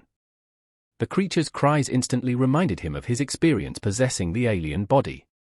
What the goblin was feeling right now appeared to be similar to what he'd felt back when his clone fell apart. Maybe not quite as intense, but of a similar sort. He turned around just in time to catch Elaine heaving out her lunch, her father looking at her with concern. The two had been observing him during his experiments, also curious about his soul affinity. Percy walked back to the goblin. Even though the little buggers had shot him full of holes just days ago, watching the creature squirm churned up his own stomach. Besides, he'd learned more than enough to plan out the next phase of his training. Pulling a knife out, he plunged it into the goblin's neck, putting an end to its suffering. A soul affinity, huh? Clearly not meant for the faint of heart. Elaine helped Percy walk as they passed through the corridor leading to Baldy's office. She hadn't spoken to him much during the last stretch of their journey, still shaken after watching him torture the goblin. He didn't think she held it against him or anything. Hell, he'd watched her butcher plenty of goblins herself just days ago. Still, she'd kept her distance from him every time he practiced since then, clearly having some newfound appreciation for the danger his affinity posed. And he didn't exactly blame her for it. Who would have thought such a small cut on one's soul would cause such suffering? Truth be told, his mood hadn't been much better, but that didn't mean he could take a day off training. Those at the bottom of the ladder didn't have the luxury to stop climbing. Whenever they did, the rising tide drowned them. Consequently, he'd spent the last few hours of their trip honing his projectiles into knives. They already looked much better than what he had stabbed the goblin with, and he could even throw them a short distance before they crumbled. Though they weren't ready for combat. Not yet at least. Reaching the office, they knocked a couple of times. "Come in." The two entered, finding their grandpa much like they had left him. Does he even sleep, or has he spent the past 2 weeks in that seat? Thanks, Elaine. You may go. Percy wasn't sure why his grandpa wanted to speak with him alone. Even stranger was how Elaine did as she was told, leaving the room without any protest. What's up with her today? Surely she's not just scared of my affinity? He shook his head. He would talk to her later, but for now he had to figure out how to snatch Baldy's magic tree. Come closer, his grandpa spoke. He frowned, but ultimately obliged, curious to see what the man wanted. Archibald placed a hand on Percy's shoulder, as the latter felt a suffocating pressure emerge from the former's sternum. Activating his mana sense, he saw a bright violet star thrum with activity in his grandpa's chest, as a film of vibrant green covered the man's arm in his regular vision. Percy instinctively tried to step back as he saw the life mana flow towards him, still not completely over the trauma from the temple, but Archibald's firm grip kept him in place. As the mana trickled down his body, the seed of his second core awakened once more, trying to pull it, making Percy fear the worst. He didn't think his grandpa had enough mana to suffocate him, nor was it nearly dense enough to do so, but the man could still notice something was off. Luckily, that didn't happen. Unlike the red liquid that had been kept in the pool for Phoebe knew how long, Baldy's mana was filled with his intent, rendering Percy's second core powerless to affect it. Ignoring the weak pull, the green river continued past his abdomen, reaching his legs, as Percy felt his wounds itch. And just a moment later, it was over. Archibald let go of him, as Percy tried moving his feet, finding not only the pain but even the soreness from the trip gone. He almost thanked his grandpa. He wasn't used to receiving much from him, but this was the second time in a few days. First, the hefty sum Baldy had spent for his affinity test. Now this. Not that it seemed to take much effort to heal him, but it would save Percy weeks of annoyance all the same. Still, he bit his tongue. Archibald had only begun to give him stuff upon learning there was value in him. It was all a transaction. It's a handy trick, is what he said in the end. Baldy nodded, looking at him silently for a few seconds. My son told me you have the soul affinity. Is there anything more I can help you with? Percy suppressed a chuckle. Sure. I'll take all the mana from your magic tree, killing it in the process. Then I want twice as many elixirs as you give any of the others, to feed both of my mana cores. I'll let you know if there's anything else. Naturally, he kept those thoughts to himself. No, he said. I'll practice with my soul mana on my own for a few days and then I'll test clone again. Maybe his grandpa could offer a few words of advice, but it wouldn't amount to much. Percy was pretty much in uncharted territory. He would have to figure out how his bloodline interacted with his affinity by himself. Hopefully his new soul vision would help with that. Very well. Let me know once you learn more. Percy nodded as well, walking out of the office. Asterisk. The young man looked at the tall oak tree, which honestly resembled a jade statue more than a plant. It exuded a thick green mist, reminding him of the mana around the temple. But it smelled nice. The mind mana had been odorless, while this gave each breath a fresh minty undertone. It had taken him about a week of planning to figure out how to make it here. Baldy clearly went above and beyond to keep it safe. It obviously hadn't been planted in the garden outside, as anybody could steal or damage it there. Instead, he had carved out a special location inside the mansion, for an inner garden. It was designed to only have a single entrance. Luckily, it had been several decades since the last time anybody tried anything funny, so some chinks had appeared in the tight security. From there, Percy only had to wait for his uncles Gareth and Boleyn to be paired on the same shift, which took a few days longer than he had hoped, but did happen eventually. The two idiots were among the laziest in the family, so they often left their post a few minutes earlier than they were meant to. No time to waste then. Percy approached the tree, already feeling the seed in his abdomen beginning to draw in the mana. Standing next to the trunk, he stretched his hand, but paused just an inch from it. Once he started, there was no going back. If this was anything like what had happened during the affinity test, he wouldn't be able to stop until his second core was satisfied. And Percy wasn't sure the tree even contained enough for that. It had a lot, but could it compare to the condensed mana of a titan? One thing was certain though. Whether it was enough or not, the tree wouldn't survive. Based on what he'd heard, this tree was actually a treasure gifted to his family by the divine order. It was a great help for life users honing their spells. Even his grandpa regularly used it. They were actually lucky none of the white cores leading the great houses had a life affinity, otherwise they would have long destroyed House Avalon to seize the tree by force. If Percy ruined it here, he'd be dealing a severe blow to his own family. Even if he managed to escape their wrath, all his relatives might end up dying a few years from now, crushed by a rival house. All because of him. Why the hell should I care? They certainly didn't care about him. Percy needed to awaken his second core if he was to ever be more than cannon fodder. It's not like he had a choice. Did he? He gritted his teeth. He had to do this. He had to. Asterisk. Percy entered his grandpa's office, not bothering to knock. His fists were clenched tightly, drained of all color. He had been so close last night. Just a tap away from completing his new core. But he couldn't bring himself to do it. Even now, he wasn't sure why. Archibald raised an eyebrow at his grandson's intrusion. Though he didn't say anything, waiting for him to speak first. I want the jade tree. It won't survive. Percy said, fully expecting Baldy to laugh him out of the room. At best. He didn't really think there was a chance Baldy would agree. Still, he didn't dare to steal it, so asking for it was the only path left. Contrary to his expectations, however, his grandpa wasn't outraged. He didn't laugh at him either.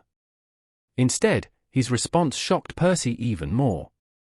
I figured out that much. Taken aback, the young man stared at him in confusion, before Baldy gestured at a chair across him. How? Percy asked upon sitting. Gawain told me what happened at the temple. You think he didn't notice how the mind mana was swirling around you? My daughter did too. You're lucky her attendants didn't, otherwise she wouldn't have managed to cover your ass. Your daughter? The High Priestess? Percy asked. Archibald nodded. She's your aunt, Guinevere. She's only a few years older than Gawain, but she's a yellowborn. I thought you needed as many yellowborns as possible to increase the chances of getting more violet cores for the family. Why would you send her away? We do need every yellowborn we can get. Archibald sighed. Even then, there's no guarantee one will be ready to succeed me if I die.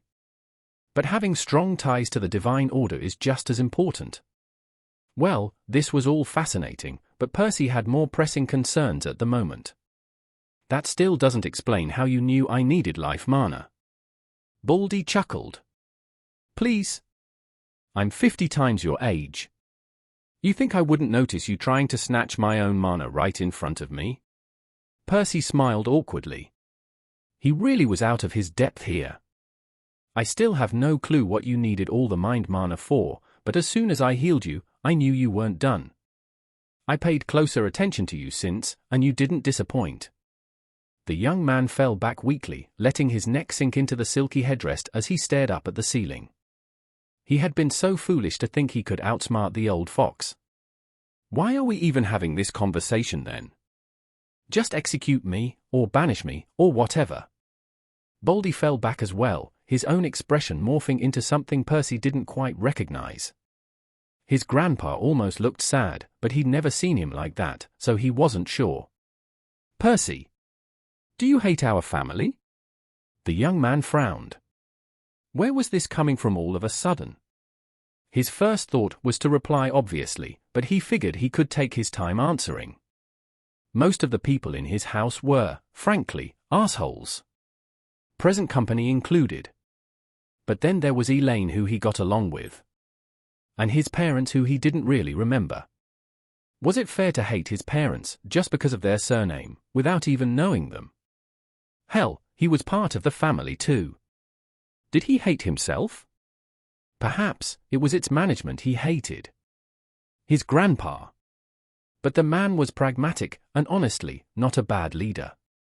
His decisions were always calculated. Even though I always get the short end of the math. Still, it wasn't like he never got anything from them. At least, he had food and a roof over his head. He even had his own room. But so what? Was he supposed to just forget everything else? To forgive them? To love them? I don't know, he said after a long time. Archibald nodded again. Here's an easier one then. Do you resent me? Who is asking? The head of the family? Or my grandpa? Does it matter? Baldy asked. Percy shrugged. Percy. I am the third head of the house. I've been in charge for less than 200 years. Our family has existed for nearly 10 times as long. This wasn't exactly news to the young man. He had read about the family's history. So, he just waited to see what the man was getting at. I'm sure you knew most of that already, but what you might have not read about in your books was that the second head, my great-grandpa, died about 20 years before I advanced to Violet. Percy swallowed a mouthful of saliva. On Remia, a noble house without a violet core at the helm was like a tasty meal lying on the ground. He could imagine all the alliances, conflicts and betrayals that must have happened during those 2 decades. They had probably been some of his family's darkest years. Why are you telling me this? I want you to appreciate how precarious our situation is. How it has always been. Out of the 1,000 violet cores on Remia, how many do you think will make it to white? You tell me. 20? 50? Percy threw a guess. Archibald chuckled bitterly. We'll be lucky if 1 or 2 do. The rest are mostly hoping they can get another violet in their family before they die, otherwise they're screwed. Every time I make a choice, every time I allocate resources, it can make the difference between our house surviving or dying out. This time Percy lost his patience. Look, I get it. You don't have to explain that at this late stage. But why couldn't you just treat me like a grandson? Archibald's eyes wavered for a moment. Who would have thought that emotionless prick could even feel things? Because it's easier that way, he sighed. Have you any idea how many people I buried? Uncles, brothers, cousins, children, grandchildren. The less attached I am, the more impartial I can be. His voice was soft. It cracked many times, as the powerful violet core struggled to form his words. Percy truly looked at his grandpa for the first time. What was he even supposed to say to that? Now, will you tell me what you need all that mana for? Archibald asked. Percy smiled. It wasn't like their brief chat could magically erase a lifetime of bitterness, but he saw no point in hiding the truth either. Remember how I said my version of clone did something interesting? I may have undersold how interesting it was, he chuckled, before elaborating. I didn't understand it at the time, but I believe it allowed me to send a fragment of my soul to possess somebody outside Remia. Somebody with 2 cores, he added after a second. Archibald's eyebrows would have hit the ceiling if they weren't attached to his face. The Moirai, he exclaimed. Ah, right. I knew it was Moi something. In any case, my clone brought back whatever it is that gives them their 2nd core, although it was broken, and it needed fixing. Archibald remained silent for a few minutes. Percy didn't rush him either. And how close are you to fixing it? He eventually asked. If the jade tree has enough mana. 5 minutes, the young man replied. Archibald nodded. Wait, what? Are you actually giving me the tree? Just like that? Percy couldn't conceal the shock in his voice. Baldy looked him in the eyes before replying. Absolutely not. Percy would have strangled him if he could. Why was he playing with his feelings like that? Yet Archibald wasn't done. Listen, Percy, he said in a serious tone. A human having 2 cores is unheard of. And who knows what else you can get through your bloodline. Even though it might not be enough to bridge the gap between you and an Orangeborn right now, I'm willing to invest in your potential. From now on, you will have access to the advanced elixirs. The young man's heart skipped a beat. The advanced elixirs would let him reach yellow in 50 years. That's half a century saved. If it was 1 month ago, he would be jumping up and down. However, there were other things he wanted more now. But I can't even use my 2nd core without the tree. I can't give up the tree on a gamble. Let alone you, even if it was Elaine having a 2nd core, I couldn't do that. The tree might help me protect our family next year. Your 2nd core might need centuries to pay off, if it ever does. Percy deflated as he listened to his grandpa. Still, he couldn't argue with his logic. But that doesn't mean we're giving up on it either, Baldy added, rekindling a spark of hope in his grandson's eyes. I will get you a different source of life mana. Asterisk, asterisk, asterisk. Percy reluctantly opened his eyes, not fully awake yet. He was tempted to tell his visitor to piss off, whoever it was. But he didn't. Few people ever wanted anything from him, so it could be important. Getting up, he yawned, slowing, making his way to the door. On the way, he glanced out the window. It was still dark. What's so urgent it couldn't wait a couple more hours? Turning the handle, he pulled the door open, seeing nobody but his grandpa standing at the entrance. Percy blinked a couple of times. Then, he massaged his eyelids. Baldy was still there when he was done. The realization jolted the last traces of sleep out of the young man's system. You brought it. The life source. Archibald wasn't holding anything. Percy looked behind him, trying to see if there was an attendant carrying something. Yet the corridor was empty, other than his grandpa, who was dressed in his training robes. Are you done? The man asked in irritation. May I come in? Percy shrugged, making way for him. He gestured towards his bed as he didn't have any other furniture to offer. Archibald sat there, patting the space next to him. The young man joined his grandfather, still curious to see what he wanted. We don't have any other potent life treasures in the family, Baldy said. Percy was about to voice a protest, but Archibald stopped him, patting his shoulder. Instead, I'll be your life source. Then, he repeated his actions from last week, sending the potent mana in his grandson's body. Only this time, he didn't target Percy's legs, but directly focused it on the young man's abdomen, relinquishing control over it as the seed absorbed it. Percy creased his forehead. Truth be told, his feelings were mixed. Stingy old man. If he didn't want to give me the tree, he should have just left it at that. What do I make of this? It wasn't like he didn't appreciate the elixirs and this gesture. That was a lot more than he'd ever expected from his grandpa. Still, how would it help him? Not that Archibald was weak. Not even close. A violet core was for grades above orange. This meant the man possessed about 81 times as much mana as him. The gap was insane. But far from enough. Forget about the liquid in the sacred pool. That was the concentrated mana of a titan. Even the tree contained within it countless times more than his grandpa's core. In fact, Archibald would be hard-pressed to produce as much mana as a single leaf. And sure enough, 5 minutes later Baldy was completely tapped out, breathing heavily. Had this been before their meeting, Percy might have voiced a snarky comment, but right now he wasn't in the mood. "Thanks," he said. "For trying, at least." Archibald gave him a strange look as the corner of his lips twitched. "Ooh? How little do you think of me? You think I'm trying to cheat you out of our deal?" He chuckled. "Of course I can't match Phoebe's pinky toe in mana capacity, but that's only if we compete fairly," he said. "But what if I keep emptying and refilling my core? 10 times? 100 times? 1,000 times?" Baldy flashed his grandson a resolute look. "Percy, I'll repair your second core no matter how long it takes." Percy sat on his bed, next to his grandpa. It had been 2 weeks since Baldy started filling his second core.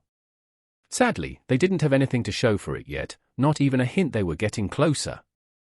Still, the young man was feeling some newfound appreciation for his grandpa. Not only because he was practically showering him with affection for the first time in his life, but also due to his sheer dedication and discipline. Frankly, the man was a monster. Every day, he showed up before sunrise and didn't leave his room until hours past sunset. Well, besides a few mandatory breaks of course.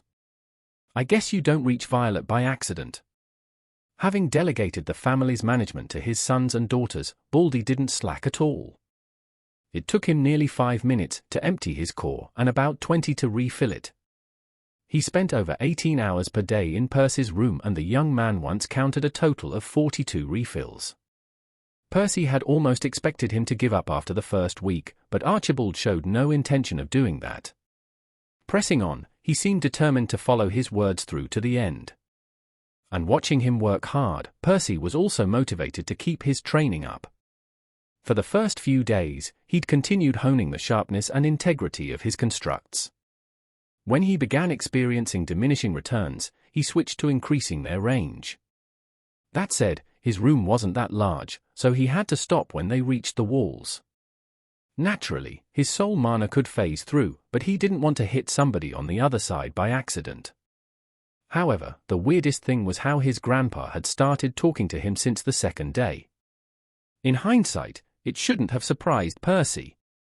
After all, the two would be stuck spending all their time together for who knew how long. It would be stranger if they never talked. Still, he wasn't used to casual chats with Baldy, the two having limited their past interactions to the bare minimum. As for what they talked about? Well, at first his grandpa offered him tips and guidance on how to better manipulate and recover his mana. A few days later, however, they graduated to more idle chatter, even gossiping about Percy's aunts and uncles, or teaching the young man about the other families on Remia. Stuff he couldn't find in books. Percy knew the man was overcompensating, largely because of the harsh things he had spoken during their meeting, but he didn't say anything to stop it. It was embarrassing to admit, but this felt nice. Asterisk asterisk asterisk. He formed the daggers in his hand for the billionth time. They didn't look very elegant. Their shape was irregular, closer to sharpened stones than finely crafted knives. Percy wouldn't be winning any art competition with them, that was for sure. Still, they were sturdy, and he was confident they would be useful in a fight. Having reached an acceptable shape and range, he'd even learned to produce 2 of them with each hand at once. Today, he was planning to try forming a third when his grandpa suggested something different. Maybe you should figure out how your bloodline works. Percy knew he was right. Creating that soul clone had been the greatest turning point in his life. If it hadn't been for that, he might have never found out his affinity or gained access to better elixirs. He certainly wouldn't have a second core to work towards, and he might have never gotten to know his grandpa better. And that was just the start. How many more mysteries lied out there in the cosmos? What else could he bring back to Remia? I suppose I should stop postponing it then. The reason he'd been so hesitant was because he wasn't keen on experiencing the agony of splitting his soul again. Frankly, it was something he wouldn't wish on his worst enemy. Yet, it was the only way forward. He activated soul vision, this time glancing down at his own soul. After all, that was the starting point for everything else. A sea of silver blinded him, causing him to shut his eyes. He reduced the concentration of mana before opening them again. Fine-tuning the ability to work at such a close distance took him about an hour. This was because he also wanted more detail than he usually got, to more closely examine his soul. As the flame underneath his flesh came into focus, Percy's eyes widened. For the most part, it was similar to every other he had looked at. However, there was one important difference which sent shivers down his spine. The semi-amorphous silhouette flowing under his skin was covered in countless cracks. Each was far narrower than the one he had inflicted on the goblin, their thickness akin to a hair's. However, they were many times longer, one even stretching across his entire forearm. His soul was like a broken vase, held together by spit and wishes. "Is everything all right?" Archibald asked in concern. Percy explained the situation. "I see. You must have really messed your soul up. It's lucky you survived." The young man nodded, his expression grim. "What now? Do souls recover over time?" he asked. He didn't even know why it didn't hurt right now. Maybe it was because the cracks were too narrow, or perhaps it was all relative.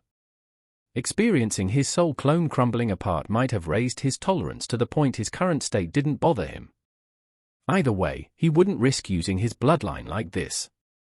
For the time being, I suggest you observe your soul for a few days to see if it can heal by itself. Also, check if you can speed up the process with your mana. *****. Another 2 weeks passed by in a flash. During this time, Archibald had continued pouring mana into his grandson's abdomen, with no end in sight. Calculating everything, he should have already passed 1,000 refills a while ago, but the seed showed no signs of being satiated. Luckily, Percy had found more success with regards to his cracked soul. Fortunately, it turned out it did recover by itself, albeit slowly. Adding the weeks before he began observing it, Percy estimated it would have needed a total of about 3 months to fully recover. Even better, focusing his soul mana on the wounds had proven exceptionally effective, accelerating the process threefold. In a couple more days, it should be as good as new. It's a pity it hurts so fucking much. Indeed, the only downside was that this approach seemed to agitate the injuries. It was a bit like rubbing salt in a wound, only 100 times worse. Suffice to say, the last couple of weeks had been far from pleasant. Still, it was a small price to pay if it meant he could use his bloodline again that much sooner. "Next time you shouldn't activate it randomly," his grandpa said. Percy frowned. "Well, how else am I supposed to do it?" Baldy appeared to think for a few minutes before replying. "I can't tell you that. The bloodline works differently in your case. Nobody but you can answer that question. However, what I can do is to give you some inspiration. Tomorrow, I'll take a break from pouring mana into your core." "Why?" Percy asked. "I'll need it for something else. I'm going to demonstrate our family's most fundamental technique. It has been passed down and refined for over 1,700 years." "You mean?" Archibald nodded. "I'm going to show you how to efficiently cultivate a life clone." Percy opened the door, finding his grandpa outside as usual. This time, however, Baldy wasn't alone. He was accompanied by somebody who looked almost identical to him. Like a twin brother. The only differences to the naked eye were that the second Baldy wore different robes and had a vacant expression. Percy made way for the two to enter, but his grandpa shook his head. Instead, he gestured for the young man to follow him to the garden. As soon as they reached the training grounds, Baldy and his clone stopped at the same time, which looked a bit creepy. "What do you know about the clone bloodline?" Archibald asked. "The normal version, I mean." Percy dug through his memories for all the information about the ability. Truth be told, his understanding of it was quite comprehensive. After all, it wasn't exactly a great secret that his family had it. Plus, his cousins never stop boasting about it. They take a while to make, but that decreases with one's grade, so I suppose it should be much faster for you. The clones can't think for themselves, and they can't even use magic, but they can be given simple commands. Supposedly, they make great laborers. Baldy nodded. That's the gist of it, but there are a few more key points to consider. First, use your other senses to examine it. Following his grandpa's instructions, Percy activated mana sense. While there was some life mana flowing through the clone's body, it didn't have a core whatsoever. There was nothing but a slightly denser concentration of mana in its sternum. This pretty much aligned with what he expected. Next, he switched to soul vision. He should have probably seen this coming too, but the clone didn't have a normal soul either. There was only a small silvery wisp burning in its chest. It looked like a gentle breeze could blow it out at any moment. Percy had a lot of questions now. Are they even useful? If it couldn't use magic, why invest so much time and mana to make one? Archibald smiled. The clone walked to the oak tree by the center of the garden and threw out a punch. Boom! Percy's ears buzzed as he stared at the devastation in shock. A large circular hole now pierced through the trunk, its diameter about half the width of the tree. The clone pointed its fist towards Percy, showing him that there wasn't even a scratch on it. As you can see, the clones inherit the physical capabilities of their creator. At Violet, each of my clones has over 240 times the speed, strength, and durability of somebody at Red. Archibald explained. Not just that, but the number of clones one can have also scales similarly. I can have 243 of them active at the same time. Although they drain my mana constantly to exist. Normally, I only keep about 60 of them, so that I still have enough for other things. Percy swallowed hard. 243 monsters like that? That's a freaking army. His grandpa was even scarier than he realized. But we aren't here for me to brag. What we want is for you to watch me make one. Then, Archibald stretched his palm towards the clone, visibly draining his mana back. As the green ribbons flowed out of its orifices, its visage shriveled like a mummy. Soon, it collapsed on the ground, its flesh desiccating at an alarming rate. It wasn't long before it was nothing but a sack of skin and bones. And moments later, even that collapsed into a pile of fine dust. Geez. Thank Phoebe, I haven't eaten anything. Percy wasn't generally squeamish, but watching what looked like his grandpa wither into nothingness like that was more than a little disturbing. Archibald chuckled. Why are you looking at me like that? Do you think your version is going to end up much prettier? Right. Percy had to figure out how to keep the worst of that from happening to his soul. Before we begin, do you have any other questions? Baldy asked. The young man looked back to where the clone had stood just moments ago. Please tell me you're going to burn those robes. Asterisk, asterisk, asterisk. The two had returned to Archibald's office. Baldy would rather sit while doing this, and Percy wanted none of this taking place inside his room. Currently, the young man had mana sense active, carefully observing everything happening between his grandpa's hands. There, a green bubble was suspended, pulsing like a heart at regular intervals. A dark silhouette was faintly visible beneath its surface, its shape resembling that of a fetus. And it was growing fast. Really fast. It had only been about 10 minutes since Baldy began his demonstration. At the start, the glowing sphere had only been about as large as a pea, but it had already reached the size of a tangerine. According to his grandpa, it would only take about an hour for it to grow to a baby, at which point the bubble wouldn't be necessary anymore. This was all bizarre. Percy had seen other clones in the past, but this was his first time watching the gestation process. As much as his cousins loved to parade them around, nobody had time to show him how they were made. A red core had to spend 9 months to grow a clone, not unlike a normal pregnancy. From there, each grade cut that time to about a third. This meant most of his relatives needed anywhere between a little over a week to a full month to do this. Luckily, his grandpa would be done by tomorrow, so he could resume the arduous task of filling his second core up. Percy, I suggest you focus on what I'm doing, as I'm not repeating this for you, Baldy snapped. Right, the young man agreed, tapping into his mana sense again. This time, he didn't look at the bubble, but focused on his grandpa's body instead. That's where all the interesting things were happening.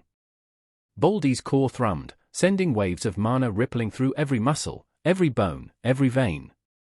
Once they reached the man's skin, they bounced back, but they did so at an angle.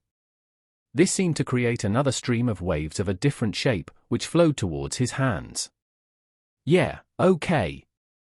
I still don't know how exactly I did what I did 2 months ago, but it wasn't nearly as organized as this. Percy spent a couple more hours carefully observing his grandpa's handiwork, marveling at the sheer elegance and refinement of the technique. Only after the clone had already reached the size of a toddler did he deactivate his mana sense. Not that he was bored. Far from it. He could have kept watching this for ages. Plus, he didn't want to waste his grandpa's efforts. The reason he had stopped was because at some point, an idea took root in his head. Gathering the mana in his eyes, Percy activated soul vision. He watched the clone carefully, searching for something specific. Even though the clone lacked a complete soul, he remembered spotting a faint wisp in the one earlier. The young man knew life users didn't create them intentionally. After all, not even his grandpa had any way of manipulating soul mana. No. It's likely just a side effect. Watching the flow of life mana had certainly been informative, but if he could also observe how that silvery wisp came into being, it could give him some more insight into his own version. Asterisk. Percy was back in his room, resting on his bed. The sun was still out, as the duo had stayed up all night, his grandpa not finishing the demonstration until late in the following morning. Apparently, it was possible to pause the process and resume later, which other people had to do, as they couldn't keep it up for several months at a time. Archibald, on the other hand, preferred to make each clone in a single session. He said it helped minimize the mana losses. Either way, his grandpa's habits weren't what was going through the young man's head right now. How does that even make sense? Percy had devoted the last 15 or so hours of the demonstration trying to figure out how that tiny soul wisp had formed. And he did have an answer. He just struggled accepting it. The formation of the clone's body had been straightforward. The life mana had first traveled through Baldy, embedding all the necessary information before being passed to the clone. Once there, it had turned into the building blocks making up its flesh, guided by the accompanying information. There was a clear link between Archibald and the clones' bodies. But that wasn't the case when it came to their souls. At no point had Percy seen any soul mana leaving his grandpa. Yet, the clone's tiny soul had kept growing regardless. It was as if the two were entirely independent entities. As if the clone had developed its own soul as a natural consequence of being alive. This isn't what I want to be doing. Percy didn't want his own clones to be dumb as bricks. His affinity clearly didn't want that either, which was why his version of the ability involved splitting up his own soul. I suppose I'm gonna have to perform a lot of tests. But that was tomorrow's problem. For now, what he needed was some sleep. Percy marveled at the intricate vial pinched between his thumb and index finger. For something so valuable, it wasn't that large, its height and thickness not exceeding that of his pinky. At least, he didn't have to worry about breaking it if he dropped it by accident. Its hardness wasn't a joke. It was made of a hollowed-out sapphire shard. A bit overkill in his opinion, using such a precious material for a simple container, but at the end of the day it didn't really matter. After all, the vial's contents were easily 50 times more expensive than the gemstone. Probably more. Plus, it can be reused. He shrugged, downing the elixir. The liquid was cool and soft as it trickled over his tongue and through his throat, giving him a refreshing feeling. It was bitter, though a hint of apple had clearly been added to make it easier to swallow for the stereotypical noble able to afford it. Percy chuckled. I'd drink this even if it tasted like shit. Next, he pulled some mana from his sternum, gathering it in his stomach. Only after allowing it to simmer there for a few minutes did he move it back to his core. It stung every time he reabsorbed it, but he gritted his teeth and kept going, repeating the process over a dozen times before stopping. The whole cleansing took about half an hour, and his core burned when he was done, as if he had dipped it into a vat of acid. It's worth it. Percy was still getting used to the new elixirs, despite having used them for the past month. They hurt more than the heavily diluted version he'd drunk growing up, but they were more potent too. The good news was, they couldn't be used more than once a day, to avoid injuring oneself, which was great for his sanity. And his pocket. Supposedly, it was possible to advance one's grade via other means, but nobody did that, as it took way too long for it to be worth it. Plus, the cheap elixirs were essentially the same substance as the expensive ones, but mixed with water in a ratio of 1 to 100, which just about made them affordable even for commoners. Well, assuming they didn't horribly mismanage their finances. Either way, thanks to his grandpa's generosity, Percy could now hopefully cut down the time needed before his next advancement in half, although 50 years were still nothing to scoff at. Perhaps, his second core would benefit from this treatment sooner. If it ever forms. The young man stood up, stretching his limbs. Baldy wasn't going to visit him today. Even though the plan had been to resume their sessions after the demonstration, it turned out he had shirked his responsibilities for a bit too long. Thus, he had told Percy he'd be extending their break by another day or two, to get everything back in order. If this was a month ago, he might have thought his grandpa was only making excuses to bail on him, but right now he wasn't concerned about that, seeing Archibald in a new light. Let's just enjoy the day off. Walking out of his room, he headed towards the main hall. That was where his family members picked and turned in missions. The same was true for Red Cores, although they could only select low-level missions that involved cleaning or doing other chores inside the house, as they weren't strong enough to survive outside. If it was up to Archibald, he wouldn't have let the Yellowborns out either, as they were too important to risk something happening to them. Still, he understood they wouldn't grow without adversity. In any case, Percy wasn't going there to pick a mission. He wouldn't have enough time to finish it before his training resumed anyway. No, the young man just wanted to meet people. Anybody would do. Not that he was particularly fond of his cousins, but after staring at Baldy for every waking moment over the past month, he itched to look at a different face. Preferably one with hair. Perhaps he should have been more careful of what he wished for, however. Soon after entering the hall, his attention was drawn to two loud voices joking and laughing by the counter. And he recognized them. Not them, of all people. Hector and Tristan were only a couple years older than him, but they were both Orangeborns, having advanced to Yellow a long time ago. At least, he had slightly closed the gap, for now, but he didn't think that would stop them from giving him crap. Each of his cousins was accompanied by two identical copies of themselves, dressed in simpler, more practical clothes. Last time he'd seen them, they'd only had one. I guess even they have to put some effort in every now and then. Part of him wanted to bolt back to his room. Percy wasn't afraid of them, but he wasn't in the mood to deal with this right now. Still, it would look pathetic if he did that. Plus, he did want to get some fresh air for a change. In the end, he shrunk to a corner of the room, trying not to draw much attention. His cousins were chatting with their older sister, Laudin, who worked behind the counter. Percy didn't know if they were there to pick or turn in a mission, but they sure took their sweet time either way. There were others in the hall, but not too many. It was late in the morning, so the ones heading out had already left, while the ones coming back wouldn't be here until later. He was about to pick one of the least annoying relatives to approach when his luck ran out. Well, if it isn't the little goblin, Hector said, keeping his voice loud enough to make sure everyone heard it.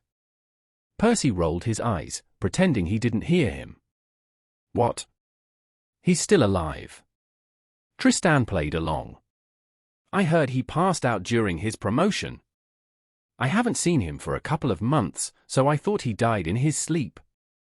Turning to face them, Percy activated soul vision and imagined himself testing his new spell on his idiot cousins. Yellow or not, the buffoons wouldn't even see the knives coming before they pierced some nasty holes through their souls. Of course, he wasn't petty enough to torture somebody over some teasing. Not even them. Still, he wasn't above entertaining himself with the thought. Seriously? Who even faints when advancing to orange? Hector emphasized his grade on purpose. Percy heard a few chuckles from the others in the room, but he didn't look. He wouldn't give them that. Morning assholes, he said as he approached the duo. I see you haven't been slacking off yourselves, he added, pointing at the clones with his chin. Of course. This is our family's prized bloodline, after all. The pride of our house. Had this come from somebody else, Percy might have thought it was a joke, but seeing Tristan inflate like a pufferfish, he knew the guy meant his words. He shook his head, suppressing a chuckle. Passing by them, he walked to the board, wanting to browse through the missions, partly to extricate himself from the situation and partly out of genuine curiosity. But his cousins weren't done with him yet, it seemed. For silhouettes approached him from behind, nearing him uncomfortably. Turning to face them, he noted the clone's soulless gazes were even more creepy from up close. Percy! We have the perfect mission for you. One suitable for your talents. Hector sneered. Right. Help us test out our new clones in the garden. We tried to hunt some goblins in our last mission, but they were too weak. Maybe you can do slightly better. Tristan added. The corner of Percy's eye twitched. He'd been trying to not let them bother him too much, but they were starting to grate on his nerves. He wasn't going to seriously harm them over something this trivial, but perhaps they did deserve to be taught a lesson. The dysfunctional soul wisps burning in the clones' chests should be easy to snuff out, setting his cousins back by a couple of months. Maybe they would think twice before annoying him in the future. However, the soul mana had only begun to coalesce in his fists when he caught a bright flash of azure from the corner of his eyes. The 4 clones fell like marionettes with their strings cut, awkwardly hitting the floor. If these were normal people, they might have ended up with some nasty bruises, but their bodies were at yellow. Plus, healing them wasn't that hard. Why do you keep messing with others? Elaine yelled. She let the glowing whip fizzle out into a harmless spray of water, soon forming a faint puddle on the marble tiles. Then, she glared at her cousins, scoffing when they took a step back. The cowards only dared to bully those weaker than them. Turning to Percy, she dragged him out of the hall as he looked at her in amusement. He wasn't as defenseless as he used to be. She knew that. Still, seeing those morons treating him as their lesser irked her to no end. He deserved to be born at a higher grade than them. No. He deserved to be born at a higher grade than me. So absorbed was she in her thoughts that she was taken by surprise as Percy stopped abruptly. Where have you been over the last month? He asked, scanning her. She looked down at her body too. Her arms were covered in bandages, a few scrapes and bruises visible on her skin. I was out doing missions. For a whole month, he frowned. Then, he winced. That's when Elaine remembered she was still holding him. Letting go, she quickly noticed the skin on his wrist was pink. Shit! I must have put more strength than I realized. I took a bunch of them at once to save time, she answered. He nodded. I see. Must be convenient, serving as target practice for archers right after trekking through a jungle. I'll try it sometime too. Why waste time healing in between? She chuckled. It wasn't that bad. Grandpa will fix me up in no time. Percy turned around, gesturing at her to follow. Only after they'd made a quick stop by Archibald's office to get her patched up did they head back towards the garden. Grandpa seemed really swamped today. "Has anything happened while I was gone?" she asked. "I don't know. Maybe he needs to manage his time better." Percy scratched his head, looking at her rather awkwardly. Elaine narrowed her eyes but didn't say anything else. After exiting the mansion, they found a nice spot on the grass to sit. It was calming, listening to the crickets chirping as faint shadows of clouds brushed over their heads. The garden was admittedly less exotic than the vibrant forests and swamps she'd recently traveled through, but she didn't have to worry about an ogre or a basilisk sneaking up on her here. "Care to tell me what happened?" he asked. "What do you mean?" "I know testing my magic on that goblin wasn't the prettiest sight, but you could have talked to me instead of avoiding me." She frowned. "Is that what he thought?" "I'm not avoiding you," she muttered weakly. "Really?" He raised an eyebrow. "Because you barely said anything on the way back. Then you vanished for a month, putting yourself through a mission gauntlet." She sighed. "That wasn't it." "Not at all." But she couldn't tell him. What was she supposed to say? That she felt guilty watching him struggle? Did that even make sense? Back when she found him on the floor, she took care of him for a week. She'd known he'd done something dangerous with his ability, but she didn't realize just how dangerous until the test. A soul clone. Percy had ripped his very soul apart. The mere thought made her skin crawl. Still, it wasn't until she heard the goblin's shriek that she truly came to terms with the severity of the situation. Watching the creature squirm over the tiniest scratch, she couldn't fathom what Percy had experienced after tearing the whole thing up. Yet, after waking up, he spent the next few days training. Even while traveling, he kept practicing on horseback. Even after his injuries. The ones he got because I couldn't stay awake half an hour longer. Despite all the odds stacked against him, he never stopped pushing forward, doing everything he could to get stronger. Meanwhile, here she was, with her green core, everything handed to her on a silver platter, getting treated like royalty by her whole family just because she'd been born lucky. The irony made her sick to her stomach. "Elaine?" Percy looked at her with concern. She might have stayed silent for too long. "It's nothing. I just figured I should train a bit harder. To live up to Grandpa's expectations." He nodded. "You were right, you know," Percy said. She tilted her head. "About Baldy. He's not that bad once you get to know him." "You've been spending time together," she raised an eyebrow. "Some," he grinned. "That's great. What do you talk about?" He fell back, resting his head on the grass before replying. "All sorts of things, really. Like how many times he caught Uncle Gareth skipping on his shift. Or more recently, his helping me figure out how to use my bloodline." Elaine felt her jaw tighten upon hearing that, clenching some dirt in her hand. "Don't," she muttered. "Please, don't use your ability again." She struggled to get the words out, her voice cracking. Percy gave her an odd look. "Elaine, my ability is all I have. I can't give it up." "What's even the point?" she snapped. "I don't want to sound harsh. I really, really don't. I don't want to sound like them." She felt hot streams trickle down her cheeks. "But why do all this to yourself?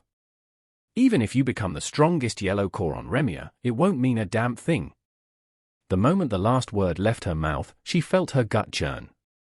She'd always hated herself just for thinking those things. And now I told him to his face. Elaine kept her gaze fixed on the ground, absent-mindedly tracking a ladybug as it walked up a blade of grass. She didn't look at him. She couldn't. She knew what she'd just said was plain cruel. Maybe Percy would never speak to her again. The thought hurt, but it was okay. As long as he listens.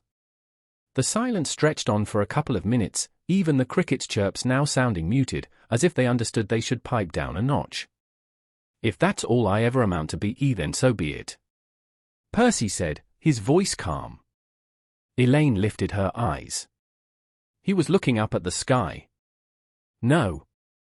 His gaze seemed to pierce through it, searching for something beyond. He wasn't upset or angry. Then his eyes met hers. He smiled. Either way, I won't be satisfied until I've done everything I can. Asterisk, asterisk, asterisk. Elaine was in her room, her eyes closed. Resting on a proper bed after a month in the wilderness was nice, but her thoughts were locked in her earlier conversation with Percy. By now she'd be a fool to believe she stood a chance of changing his mind. Still, it was comforting to know their relationship hadn't soured. In any case, there wasn't much point in ruminating over things she couldn't change. Instead, she should focus on those she could. Then, I won't be satisfied either. She opened her eyes, staring up at the ceiling with resolve. Elaine was a Yellowborn. She would reach Violet, no matter the cost, to support her grandpa and her family. But she shook her head. No. Not nearly good enough. If it was Percy in her shoes, he wouldn't be satisfied with that little. I won't stop until White, elevating the Avalon house to one of the great houses. Percy wouldn't live long enough to see her reach Violet, let alone White. The thought made a lump form in her throat. But it was okay. She could at least take care of others like him. Having made up her mind, she closed her eyes again. She would give herself this one night's sleep. She also had to restock her supply of elixirs before heading out. Training and missions couldn't speed up her advancement, but she could still hone her spells. It had been a long time since her status registered her crude magic. It's about time I take the next step. What's gotten into her?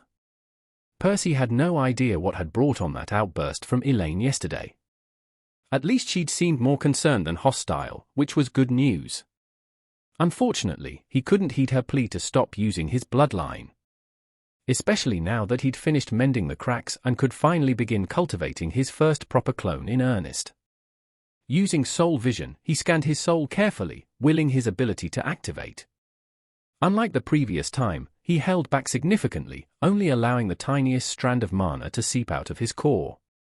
Careful, said Baldy, sitting next to him. Starting today, the two had resumed their training sessions, though his grandpa was currently focused on Percy's experiment, ready to intervene if necessary. Under the influence of his bloodline, the mana leapt out of his core more violently than usual, like a claw grasping everything in its path, pushing itself out of Percy's chest. The sudden pain made him wince, causing him to grab the mattress tightly, nearly ripping a hole in his bedsheets. Despite his preparations, he wasn't quite ready for this. He hurriedly deactivated his ability before it did any further damage. "Are you okay?" Baldy asked. It was only a few minutes later that the young man steadied his breath, calming down enough to answer. "No wonder I passed out last time. Back then, I pushed all my mana into it like an idiot." He shook his head, reactivating soul vision to assess the situation. His soul was in much better shape than his previous attempt, but it hadn't exactly made it out scot-free either. A few new cracks had appeared near his chest, where the ghostly claw had tried piercing out of his body. They would only take a couple more days to heal, but it meant he had to slow things down again. At least, that gave him the chance to come up with a better plan. Asterisk, asterisk, asterisk. 3 days later, Percy pushed mana out of his core, letting it ripple through his soul. He'd already mended the new batch of cracks, but he wasn't ready to tap into his ability just yet. Instead, he was trying to replicate his family's technique, to see what effect it might have in his case. His grandpa had made it look easy during his demonstration, but Percy quickly discovered that getting the waves of mana to flow properly was rather tricky. Where almost all of Baldy's mana had reflected uniformly off his skin and towards his hands, Percy's instead bounced randomly from one corner of his soul to the other. He struggled to get even a tenth of it to head in the correct direction. Whenever he adjusted the intensity or the angle of the flow to make one side of his soul work, the rest fell out of phase. Though Percy wasn't deterred, knowing a lot of it came down to practice. After all, Archibald had been using this technique for centuries. Still, there was another issue. Life mana was meant to flow through one's physical body, which was relatively rigid. This wasn't the case for Percy, who was channeling it through his soul, flickering around like an amorphous flame. That said, it wasn't all gloom and doom. Let's hope this works better. He and Archibald had modified the technique slightly, hoping to make it more suitable for him. Rather than gathering the mana in his hands, forming the clone between his palms, they figured it would be easier to concentrate it near his chest, just an inch from his sternum. After all, that was clearly where his ability wanted it to go. Percy pulled mana from his core, sending it randomly in all directions. Some was reflected towards his sternum right away, while the rest bounced around a few times. Overall, about a quarter eventually made it to his chest where he wanted it, albeit at different intervals. Most of it, however, either leaked from his pores, or got reabsorbed into his core. We might be on to something. Try playing with the timing until the waves converge, his grandpa advised after being brought up to speed. Percy nodded. Asterisk. The young man stared intently at the small silvery bump right in front of his core. He'd spent a long time observing how the mana got reflected, playing with it as he fired it in various directions, eventually managing to gather about 40% of it at once. It had taken him another week to get here, and he didn't think he'd be able to improve much more in the short term. Thus, he and Archibald had agreed to try and make do with this current version of the technique. Percy repeated his actions, observing the changes. As soon as the waves gathered, they caused his soul to swell in that spot for an instant. I almost looked like a pregnant lady. Except he wasn't a lady. Plus, the bump was in his chest, not his belly. And in his soul, not his flesh. It also didn't last long before deflating. And he wasn't trying to carry a baby, but a ghostly clone he could send out to uncover the secrets of the universe. Still, close enough. The biggest problem is that it reverts right away, so I don't have enough time to make progress. If only I could hold it there for a moment. Baldy scratched his chin. Well, why can't you? The young man pondered over his grandpa's question. It wasn't like he hadn't considered it, but there were a few issues with that.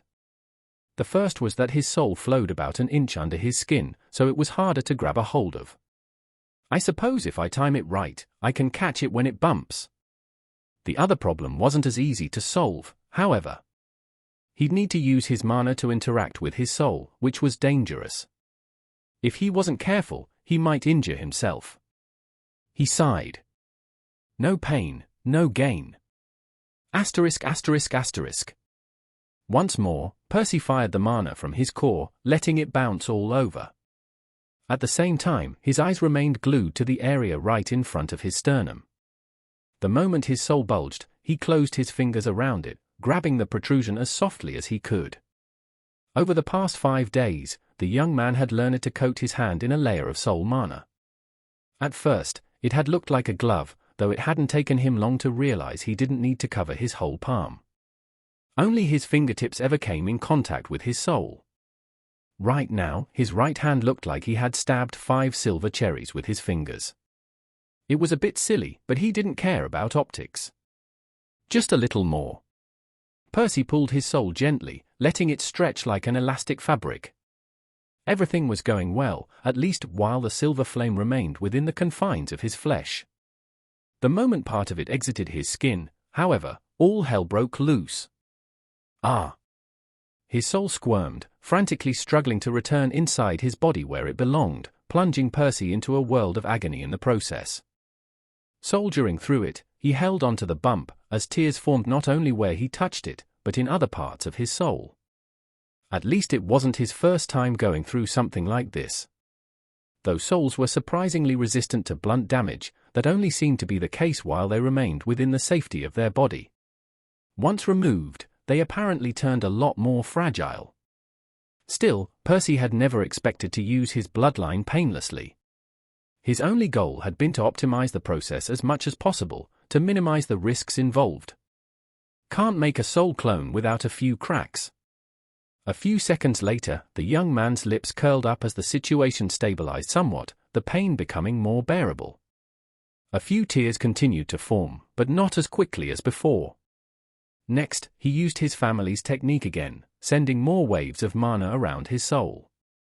This time, he allowed the new cracks to absorb whatever mana they could, to offset some of the damage. Percy remained in that position for several hours, slowly feeding the nascent clone while struggling to keep his soul from falling apart. The trickiest part was that he ran out of mana every so often, forcing him to hold everything still until he recovered enough to continue. It's going well, all things considered. The bump in his hand had already quadrupled in size, though he wasn't sure how much he needed for a functioning clone. Shrugging, he let go of his soul, watching it snap back into his body. It sucked to give up on the last 5 hours of work, but he wouldn't be able to complete his clone during this session. Sadly, he couldn't pause and resume his progress like the others, which meant he'd have to do the whole thing in one go. I seem to be on the right track. I'll go for it after a good night's sleep. Next, he wiped the sweat off his brow before turning to Baldy. He was about to explain his thought process when he found his grandpa staring at him with a shit-eating grin plastered all over his face. What's up with the creepy look? Percy. I didn't want to interrupt you earlier, but your second core stopped accepting mana 2 hours ago. It took him a few moments to truly register Baldy's words. Then, it was as if the floodgates opened, a wave of vigor washing away his fatigue. His heartbeat sped up as he willed his status to appear. Percival Avalon. Mana Cores. Mana Core 1, orange, soul. Mana Core 2, red. Bloodline? Clone, create a copy of yourself. Effect varies by affinity. Grants access to your status. Grants a bloodline. Grants a second mana core. Finally! It had taken months, although they'd felt closer to centuries, but it was finally over. Of course, Percy would be lying if he said he wasn't slightly disappointed. He had secretly harbored hope of the new core awakening at a higher grade. If only it could have started off at yellow, it would have changed everything. But alas, there was no point letting his greed spoil an otherwise good thing. Well, Baldy asked. Percy looked at his grandpa. His expression was also bright, painted with curiosity and excitement. This is all because of him. He wouldn't forget the countless hours Archibald had spent filling his core up, one drop at a time. How could he? The man had competed with a titan. And won. Well, okay. It was more of a tie. And he cheated. Still. Few could boast of the same. Thanks. Percy said. For everything. Some moisture gathered in the corner of his grandpa's eyes. But then he blinked, and it was gone. Next, he raised his hand towards Percy's forehead and flicked him. Ouch, the young man exclaimed. What was that for? If you want to thank me, stop torturing me and tell me what your status says. Still a prick though. Percy rolled his eyes. What is there to say? It's a red which sucks. The affinity has question marks. Baldy nodded. Then, he took something out of his robe. It was a long bandage, covered in all sorts of strange glyphs. What's this? Percy frowned. It's warded to conceal mana. From now on, make sure to always have it around your waist. It will hide your second core from mana sense, although only while it's idle. Don't use it in front of others. Percy accepted it, before wrapping it as per his grandpa's instructions. Well then? Can you feel it inside your body? Baldy asked. Try using it. The young man didn't need to be told twice, also eager to put his new toy in action. Closing his eyes, he recalled his experience sensing his original core for the first time, right after his awakening. Turning his senses inward, he scanned the area around his abdomen, searching for the new organ. Perhaps, he could have used mana sense to speed up the process, but he didn't mind taking a bit longer. Frankly, this all felt nostalgic, and he wanted to savor it. Pinpointing the core's location with any certainty took a few minutes. The new vessel was empty, without a hint of mana flowing in or out, making it hard to spot. I guess that makes sense. Percy's first course of action would be to fill it. With some mental prodding, he managed to stir it up. Repeating the exercises he had been taught as a child, he tried to pull the first strand of ambient mana into it. It was difficult. Like pushing honey through a blocked pipe. Of course, the young man wasn't a novice in mana manipulation, having done this daily for the last decade. Still, he normally used the core in his sternum for that, and an entirely different set of mana channels. Learning everything again would take some time. I'll need a couple of days to get it to a usable state. Asterisk asterisk asterisk. A week passed, which was a bit longer than his estimates. Having gone through all of this before certainly helped, but it wasn't exactly smooth sailing either. It was like learning to write with his left hand. Well, if I only found out I even had a left hand 5 minutes ago. That said, he eventually got there. He could now reliably draw mana into his new core, albeit clumsily. Catching up to the other one would take longer though. In any case, he had finally filled it up. Its capacity was a bit lacking due to its grade, but that didn't mean he was without gains. As soon as Percy drew the first sliver of mana, he noticed an immediate change in his body. His muscles surged with strength, his senses sharpening as he felt more alive. He'd expected this, having experienced something similar during his recent promotion. The changes were more subtle this time around, but it did confirm his second core would also influence his body and, with some luck, his lifespan. While he didn't know how it would all scale, he guessed raising both to yellow might even let him live long enough to reach green. That's in the distant future though. For now, let's see what I can do with it. During the past week, Percy hadn't pulled any mana out of his second core. He had only focused on clearing the first few channels and filling it up. It was finally time for the main event. Hopefully we can figure out its type without another assessment, Baldy said. Hearing his grandpa, Percy's feelings on the topic were complicated. Having another rare affinity would be amazing, but it would indeed raise some complications. He couldn't exactly go back to the temple, could he? How would he explain it? Fingers crossed for a life affinity. It was one of the few rare affinities they wouldn't have trouble identifying on their own. Also, it would let him use the regular form of his bloodline too. The duo activated mana sense, as Percy pulled some mana towards his hand. The flow was partially obstructed, another channel he would have to clear later, but not right now. A blob of cyan soon coalesced inside his palm. It felt nothing like soul mana. First, it was visible to the naked eye, its color close to Elaine's. But it wasn't a water affinity, this was a couple shades paler. Another difference was that it had substance. Unlike the ethereal wisps of soul mana, which he now knew he could only hold with his soul, he could feel this new energy pressing against his skin as he squished it in his fist.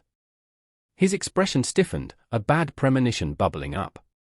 He turned to Baldy, only to see his smile had also soured. "I'm sorry, Percy." The young man's heart sank as he opened his status once more, reading the new word that had appeared next to his second core's grade. Mana Core 2, Red, Pure. The status was a strange thing. While the affinity tests were a guaranteed way to fill in many of the blanks, a lot of the information could also be revealed based on one's comprehension. It was why common affinities were so easy to identify, as everyone was familiar with them. Had Percy known more about soul mana, he could have even recognized it on his own, saving him the trip. For the same reason, it wasn't very difficult to identify his newest mana type. Not that he was particularly happy about that. What sort of bullshit is this? Somehow, his second core had ended up at an even lower starting point than his first. Not only at red, but also lacking an affinity. Percy doubted he'd get much use out of it. Even when he raised it to orange, 5 years from now, it would at most let him produce some weak attacks at the level of a red core. Baldy placed his hand on his shoulder, squeezing it gently. "Don't let this get to you. It's still a good thing." The young man remained silent for a minute. "Grandpa, have you ever heard of a way to change one's affinity? Or to raise one's grade faster?" Archibald sighed. "Neither of those things exist on Remia. But I wouldn't be surprised if they do on some distant world. The universe is vast." Percy's eyes regained some luster, though Baldy's subsequent words quashed the rising hope. You shouldn't count on that. Archibald shook his head. Even bringing back a second core from the Moirai was an exceptional stroke of luck. You may never stumble on another treasure on that level. The young man clenched his fists as he read his status once more. At least the physical enhancements from his second core would help. Also, his soul projectiles should be close to registering as a proper crude spell. But he was still a long way from bridging the gap with his peers. There was only one way forward, albeit riddled with uncertainties. I'll send out my next clone tomorrow. I'll comb the ends of the universe if I have to, until I find another way to get stronger. Today was the day.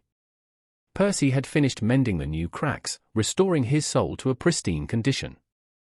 He'd also refilled both cores and got a good night's sleep. Adding to that, Baldy had arranged for his children to manage the family, freeing himself to oversee his grandson's venture. Admittedly, Percy felt a little guilty over it. Somehow, their strained relationship had evolved to the point of him monopolizing his grandpa's time, which he knew was precious. The man was a violet with an entire house to run and hundreds of people to look after, yet here he was, focusing his efforts on a redborn teenager. I'll make it up to him. Even if he couldn't find a way to get stronger, he had to bring something back for his family. Going over all the steps in his mind once more, Percy cleared his thoughts, beginning the process. First, he activated soul vision, tuning it to look at his own soul. Gathering mana on his fingertips, he placed his hand right in front of his sternum. Next, he sent a pulse of mana through his soul, letting it reflect off its edges. The moment it all returned to his chest, he seized the opportunity to grab the newly formed bump. He slowly pulled it outwards, ignoring the painful tears that started to form as the silver flame left the boundary of his flesh. Only after it stabilized did he send another pulse of mana from his core, trying to reinforce the damaged regions as he forced the protrusion to enlarge. So far, so good. Asterisk asterisk asterisk. Wave after wave, refill after refill, hour after hour, Percy continued to cultivate the ethereal substance in his hand. It was the very fabric he would craft his clone from. Soon after starting, he'd been elated to discover his soul was more durable than last time. He guessed the awakening of his second core had influenced it. Neither Percy nor Archibald had ever heard that one's grade affected their soul, but then again, they hardly knew much about soul affinities to begin with. In hindsight, it wasn't that odd either. The fact that promotion strengthened one's body was common knowledge. It would be stranger if they didn't have a similar impact on other aspects of one's existence. If this hadn't been the case, a red core with a soul affinity would be able to kill a white with a sneaky spell, which was absurd to imagine. Either way, the young man gladly welcomed all the help he could get. And it did help, as his soul was noticeably more resilient, the tears forming just a touch more slowly. Waiting for his core to refill for the umpteenth time, he tossed a quick glance out the window. The sun is about to set. Apparently, he'd been at it for over 12 hours. The orb in his hand was already larger than an apple. He was getting tired too, the concentration and pain taking a toll on his mind. His original plan had been to pull an all-nighter, gathering as much of his soul as possible before cutting out the clone. But that didn't seem very realistic now. While he could push himself to go on, it appeared there was a limit to how much of his soul he could pull out at once. The more he accumulated, the greater the pressure was, causing the cracks to appear faster. Right now, the damage was piling up more quickly than his newly strengthened soul and his manual reinforcement could handle. Okay then. Let's move to the next phase ahead of time. As soon as his core was refilled, he pulled the soul mana again. Unlike before, he didn't send another pulse, instead gathering it manually inside the blob. For the next 2 hours, Percy filled the orb with as much mana as he could manage, causing it to glow more brightly, until even Baldy could faintly see it. Moving the mana directly into it resulted in fewer losses, but the bump didn't grow in size. Unless the mana traveled through his soul first, it didn't have that effect. That was clearly an aspect of his bloodline he'd inherited from his family. The reason he was adding more mana to the orb was to give his clone some means of protecting himself later. He didn't know what circumstances he'd find himself in, but he figured having a stockpile of mana to fall back to might be handy. Or maybe not, he shrugged. But it's worth a shot. Finally, he refilled his core one last time and, after giving his grandpa a resolute look, he fully activated his ability. The ghostly claw violently bolted out of his sternum, heading straight towards the thrumming blob. Wherever it passed, it carved nasty gouges in the silver flame, causing Percy to experience a world of agony. Not just that, but the tears that already existed widened, making the situation worse. Only after the claw entered the blob did something change, as it began to sizzle, the orb swelling and contracting around it a couple of times. Then, snap! A loud shockwave rippled through Percy. The last thing he saw before his eyelids fell shut was a silver comet blasting out of his bedroom's wall. Go! Soar through the cosmos, little me. Asterisk, asterisk, asterisk. Fuck was the first word that came out of his mouth. The original Percy's, that was, not the clone's. His head ached as if it had been split in half. And if not, perhaps he should consider it. It might be an improvement. He was lying on his bed, in a pool of sweat, the sheet sticking to his back. "How are you feeling?" Baldy asked, sitting on a chair next to him. The man's hand was raised, a gentle green glow radiating from it. Not that it did much, as the source of Percy's pain wasn't something life mana could help with. Still, he did appreciate the gesture. "Like I've torn out a part of my soul," the young man grinned. "How long was I out this time?" "Just the night." Percy exhaled in relief. This was good. Not only had he recovered much sooner, but he'd done so before his clone returned, which was progress. Evidently, his efforts over the past few weeks hadn't been for naught. But thinking of a possibility, he paled. Unless the clone crumbled earlier than the last one. Panicking, he tried pulling some mana to his eyes, to check his soul's condition. He frowned. His core was surprisingly empty. It should have recovered on its own by now, since he'd slept for a long time. Over the next few minutes, he meditated to speed up his regeneration, managing to manually gather some mana, eventually. Turning soul vision on, he examined himself, his features soon twisting at the sight. His soul was in even worse shape than the first time he'd ever laid eyes on it. Technically, it wasn't too surprising. Back then, it had already had weeks to heal on its own before he learned about his affinity. Still, the sight was unsettling to behold. The tears were too wide and too deep to be described as cracks anymore. Some regions looked like they were held together by a few scant strands, about to break off any moment now. But the worst part was the hole in his chest. It was as if a giant had scooped out a huge chunk of his soul with an oversized spoon, as the edges in the crater squirmed, leaking mana. That explains why my core is empty. Apparently, his soul was frantically sucking the mana out of his sternum, trying to hold itself together. Yet, it wasn't all bad news. Stretching out of the hole in his chest, Percy felt something extending into the distance. It was invisible even to soul vision, somehow even less corporeal than soul mana. If he had to describe it, it was as if somebody had grabbed an idea and rolled it up into a rope. Like an umbilical cord, letting him sense that his soul clone was still out there, somewhere. Only then did he let out the turbid breath he'd been holding. At least, it wasn't all for nothing. He sure hoped his clone would survive longer than the other one. And if he was lucky, even bring back something useful when it was done. For now, he could find comfort in the fact he was awake and could do other things while waiting. It didn't seem he could practice his soul magic, as his mana was still busy trying to keep his soul together, but perhaps he could feed his second core elixirs and get a bit more used to it over the next few days.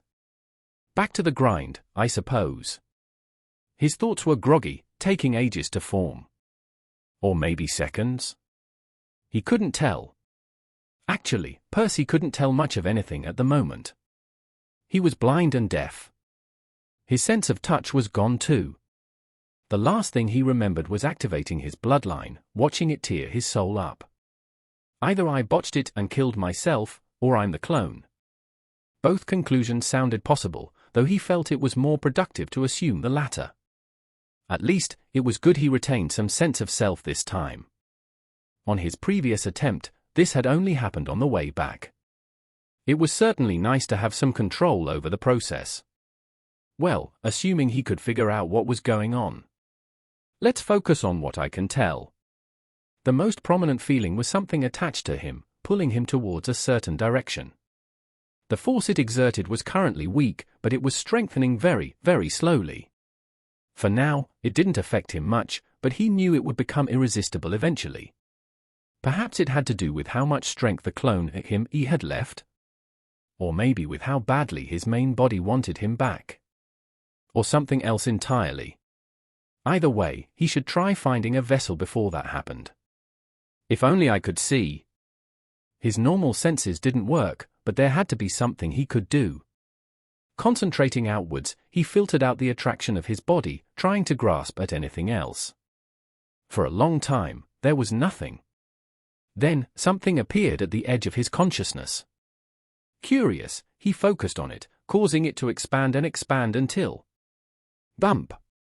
Percy felt an impact, shaking his very existence. What the hell? Whatever it was now getting more distant. Making a mental note to approach things more slowly in the future, he wondered why he'd been rejected. Was there a reason he couldn't possess that person? Actually, was that even a person? Unable to tell, he resumed the experimentation. He repeated the same steps for some time, until another object appeared. Proceeding with more caution, he limited himself to fleeting glimpses. Each time he looked, it grew larger. Stopping when he was close enough, he went over what he understood about it, making sure not to focus too hard, to avoid crashing into it again. It felt like a soul, although it was his first time encountering one in his present state. He'd seen plenty of them before via soul vision, but that was nothing like his current perspective. That said, this object gave him a conflicting mix of familiarity and strangeness. On one hand, it resembled his original self, still tugging at him through the connection. On the other, this was clearly somebody else. Also, there was a sense of rejection. Whenever he stopped looking, he felt himself drift further and further. I suppose I wouldn't want to be possessed either. Nor did he want to do that to somebody else, actually. He still felt guilty over possessing that baby. He'd rather approach things differently this time if he could help it. Once more, he scanned his surroundings, struggling a little as the soul obstructed his senses. Instinctively, he wished to move away from it, which seemed to work, the object shrinking in his vision. Percy continued until he was satisfied with the distance. It only took a second. Or did it? Come to think of it, he hadn't a clue how long it had been, nor how far he'd traveled. But he guessed it should be measured at a cosmic scale. After all, he'd essentially sleepwalked out of Remia last time. Focus, Percy. The young man, or perhaps the even younger soul fragment, felt the pull of his main body growing stronger. He still had time, relatively speaking, but he needed to make some progress. He reached outwards once more. A third soul appeared, but he didn't approach it just yet. He kept concentrating until a fourth and a fifth joined it. Before long, or maybe after long, a sea of souls surrounded him from every direction. It was nice to have some choice, assuming he could pick from those, of course. Still, it was annoying he couldn't examine them too closely, lest he approached one by accident. Instead, he had to tiptoe around the swarm, trying to learn about them without looking directly. As he allowed his senses to softly brush over the myriad lights, a strange thought crossed his mind. This is beautiful. He didn't fully understand what laid in front of him, but he suddenly realized he didn't want to rush things. Perhaps no human had ever experienced anything like this. Percy felt a bubbling urge to take his time, appreciating the exotic scenery. To truly understand it. Even if he failed to find a body today, he would learn a lot for his next attempt. Thus, he relaxed, letting go of his previous urgency. The lights came in all shapes and sizes. Lacking anything to measure them with, he could only compare them to one another. Some were tiny. There were countless of them clustered together, and he felt they were so weak he could snuff them out even in his current state. Bugs, maybe. The brightest of them outshone the sun, the mere thought of approaching sending a wave of terror through his splintered consciousness. Those must be gods. Still numerous, given the scale of the universe, but far scarcer than the other types. Percy had never seen a god in person. Not even back on Remia. Though he'd seen plenty of statues and illustrations. And stolen a titan's mana. That said, he didn't want anything to do with these alien deities. Most of them were probably hostile to his species. Instinctively, he wished to move away, but he didn't know which way to go. There was one no matter where he looked. Calm down, Percy. They can't find you here. Pressing down his fear, he considered categorizing the souls using something other than their brightness. Once more, he scanned them, looking for a different way to tell them apart. That's when he sensed a rather peculiar soul. Curious, he approached. In terms of potency, it was far more powerful than the insects, and infinitely weaker than the gods. Well, duh. Sadly, that was about the extent of what he could discern. Beyond that, reds and whites didn't look too different. Hopefully that would change with more practice. In any case, this wasn't the aspect he was interested in. Unlike the others, this soul felt wrong, somehow. It was fluttering erratically and dimming quickly. Then, Percy made a mistake. In his attempt to learn more about it, he focused on it a little more than he'd meant to, causing him to approach it rapidly. Growing nearer, he averted his gaze, trying to stop. It was difficult. For some reason, this one wasn't rejecting him. It was pulling him in. Intensifying his efforts, Percy actively steered away, eventually managing to slow down. Just in time too, as he had come this close to getting sucked right in. A moment later, the light fizzled out of existence, disappearing forever. Wow. I think the poor guy just died. At least that solved the mystery of how to possess somebody. Evidently, only those on the verge of death seemed to lower their defenses, allowing others to approach. Perhaps it was some desperate, last-ditch effort to survive. It was a little morbid, but it was comforting to know he hadn't taken over and killed a healthy baby. The alien he'd possessed had probably been a stillborn or something. Suddenly, Percy was dragged out of his thoughts as he found himself on the move again. Another soul was pulling him. However, this one wasn't some dying stranger. It was his main body. Apparently, his time here had ran out. The force wasn't very strong just yet. He could still resist if he wanted, but he knew that wouldn't be the case for long. Truth be told, he wasn't too bummed out. Even though his original mission had failed, he'd learned a lot about this place, which would greatly help him in his future ventures.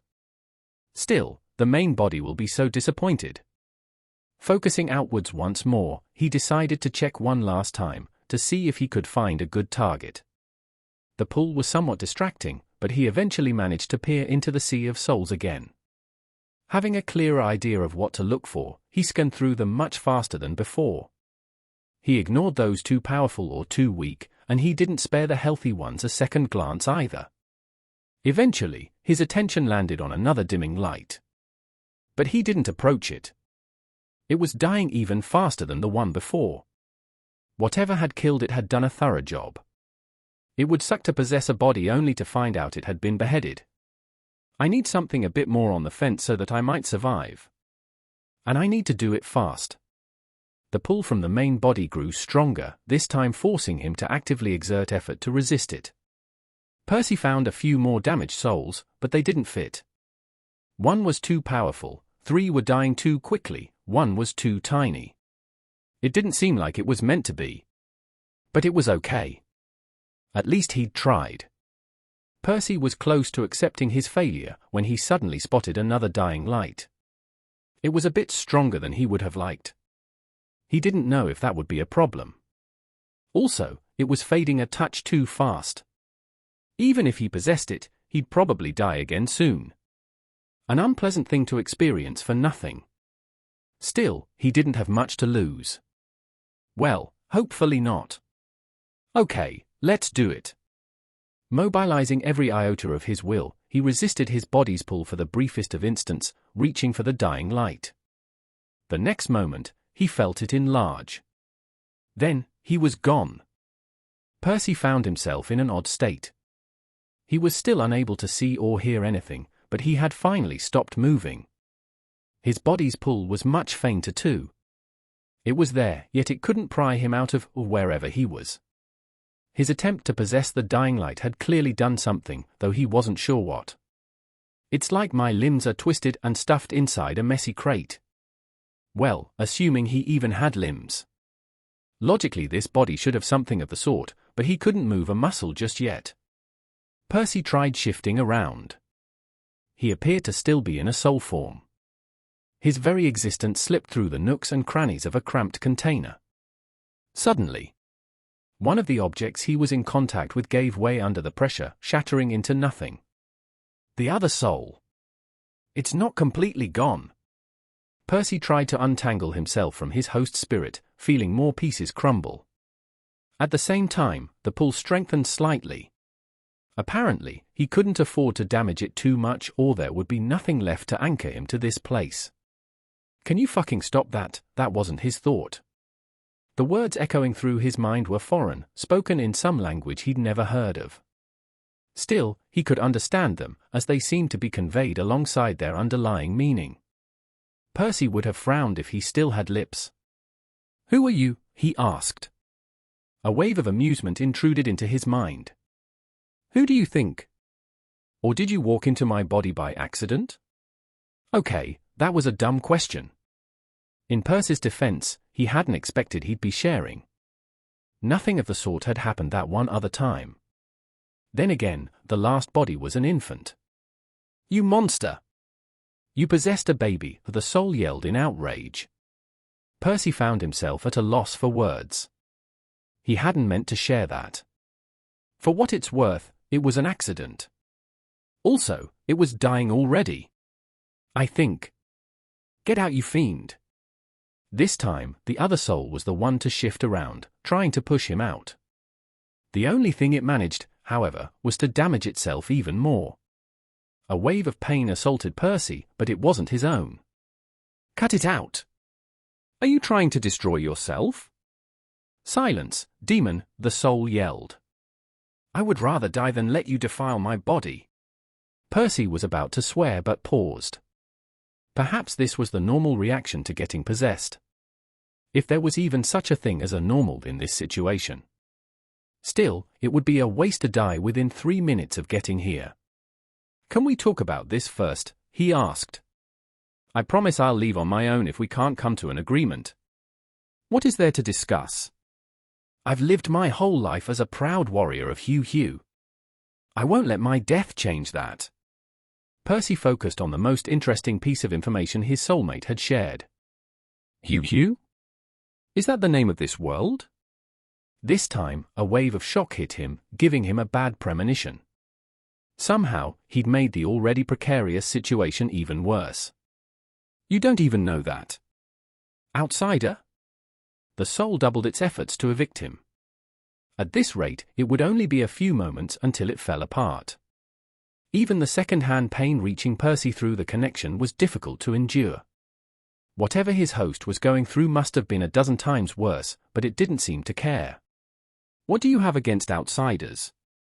"I didn't even know about this place before now," he said. "Liar. It's people like you who ruined everything. I'd sooner let my body be possessed by a Krokorok than scum like you." Percy was about to give up. The pull was starting to pry him off the body, and it didn't seem like its owner could be reasoned with. Still, he tried one last time. "Look, I have no clue who these outsiders you hate are, but why would they take over your body? Do you have anything they want?" Against all odds, that did seem to slow the soul's efforts slightly, as it appeared to ponder over Percy's question. Though it didn't drop its resistance entirely. "Who knows? You people have already taken everything. Our world, our heritage, our freedom. Perhaps you decided it wasn't enough anymore, and you want our dignity too." The soul's words were scathing, but Percy felt something more than fury behind them. An indescribable sorrow. "I'm sorry those things happened to you," he replied. "I have no interest in possessing somebody by force. If you would like to live a little longer, I can try holding whatever's left of you together for a while." I won't do anything else without permission. This time, the spirit stopped fighting. However, many of the fragments had already shattered. Percy found it difficult to hold on, especially as he treaded a narrow line between anchoring himself and not squeezing the pieces too tightly. How do I know you're telling the truth? It asked after a while. Percy sent what he hoped would come across as a mental shrug. You can always kick me out later if I try anything funny. The soul remained silent for a while. He was about to remind it they were running out of time when it spoke. Can you even do as you claim? Beats me. Your earlier tantrum certainly made things harder. Still, unless you have a better idea, I can do my best. The spirit didn't say anything, which Percy assumed was a yes. Of course, what he had promised was easier said than done. His host had already been dying when he found it, suggesting its body and soul hadn't been in great shape to begin with. Now, it was even worse. Not to mention that he could hardly even touch the fragments without destroying them. Although, it's been a while since the last one shattered, he realized. Perhaps, the fact his host had tentatively agreed to work with him had somehow raised their compatibility. In any case, he had to work fast. Shifting his own soul around, he wrapped the shards as gently as possible. Unlike before, each time he touched one, memories flashed through his mind. The darkness of a damp cell, the taste of rotten meat, the sting of nasty wounds, the thrill of victory, the bitterness of defeat, the pride of a broken people, the pain of betrayal. It was too much, but Percy pushed it all aside. He could ask questions later if they survived. For now, he kept stretching all of himself, trying to use what he was to fill in the gaps of what the spirit was missing. At some point, he shrouded many of the shards, hugging them gently but firmly. They anchored him here, and he hoped he'd act as a bridge between them. The result was a mixed bag. At least, the damage had stopped mounting, but his host wasn't exactly functional. Furthermore, Percy couldn't tap into the body's senses either. Why was it so much easier with the baby? Maybe it was because the latter had lacked a will, making it more malleable, easier to meld with. Out of options, the young man thought back to the bundle of soul mana his main body had generously bestowed him. He hadn't used it yet. Of course, he wasn't sure it would do anything, but it wasn't like he'd need it if he failed anyway. Allowing it to unravel, he felt the mana flow outwards. The substance eagerly rushed to the edges of his fragmented soul, beginning to do what it did best, repairing it. And as luck would have it, it ran into another soul in dire need of mending at those exact spots. Like glue, it lodged itself between the cracks, bringing the souls closer together as the spirit's memories flooded him with greater intensity. There was way too much to sift through, though Percy focused on one thing specifically as they reached equilibrium. His new pal's name. I'm not calling you that. How about Mickey? Suit yourself. I doubt we'll survive in this state for very long anyway. Various senses assaulted Percy, from the external ones such as the thick odors of moss and excrement, to the internal ones like his chest heaving up and down, or the cold numbness of narrow-limist death crawling along his limbs. His body felt unfamiliar, plus he wasn't in control. He could try taking over, if he really wanted, but he'd promised not to. Besides, their soul wouldn't take another round of infighting. Mickey blinked as a drop landed in his eye. When he next opened it, Percy paid more attention to their surroundings. It was dark, the only source of light being the fluttering flame of a mounted torch somewhere in the distance. They were in a closed space that looked a bit like a cave, only one side covered in thick metallic bars. He recognized this place. It was the cell from Mickey's memories. Is this where you live? It is. For the latter half of my life at least. And the first part of my afterlife too, it seems. Percy felt a pang of amusement seep through their connection. Then, his host stood up, the pain making both of them wince. That was when the young man remembered their body was a mess. Fuck. Dying isn't a joke. Tell me about it. Many places hurt, but none as much as a region right above their stomach. There appeared to be a gaping hole, perhaps the very wound that had claimed Mickey's life. Even the slightest shift rattled their innards, making Percy sick. It was lucky he wasn't in charge, or they might have thrown up by now. The most annoying part was that his host clearly didn't give a shit, stretching his legs as if everything was fine. "Are you sure you should be moving around so much? I don't know if you've noticed, but you're not in the best shape." Mickey made a weird guttural sound that trailed off a bit like a cackle. "I'm well aware of my injuries. I was there when they happened." Next, he flexed his arms, shocking Percy, who just now registered they had a couple too many. "Must be convenient having 4 hands." "Why? How many do you have?" "Just 2. "Hey, you wouldn't be able to play the kicklet."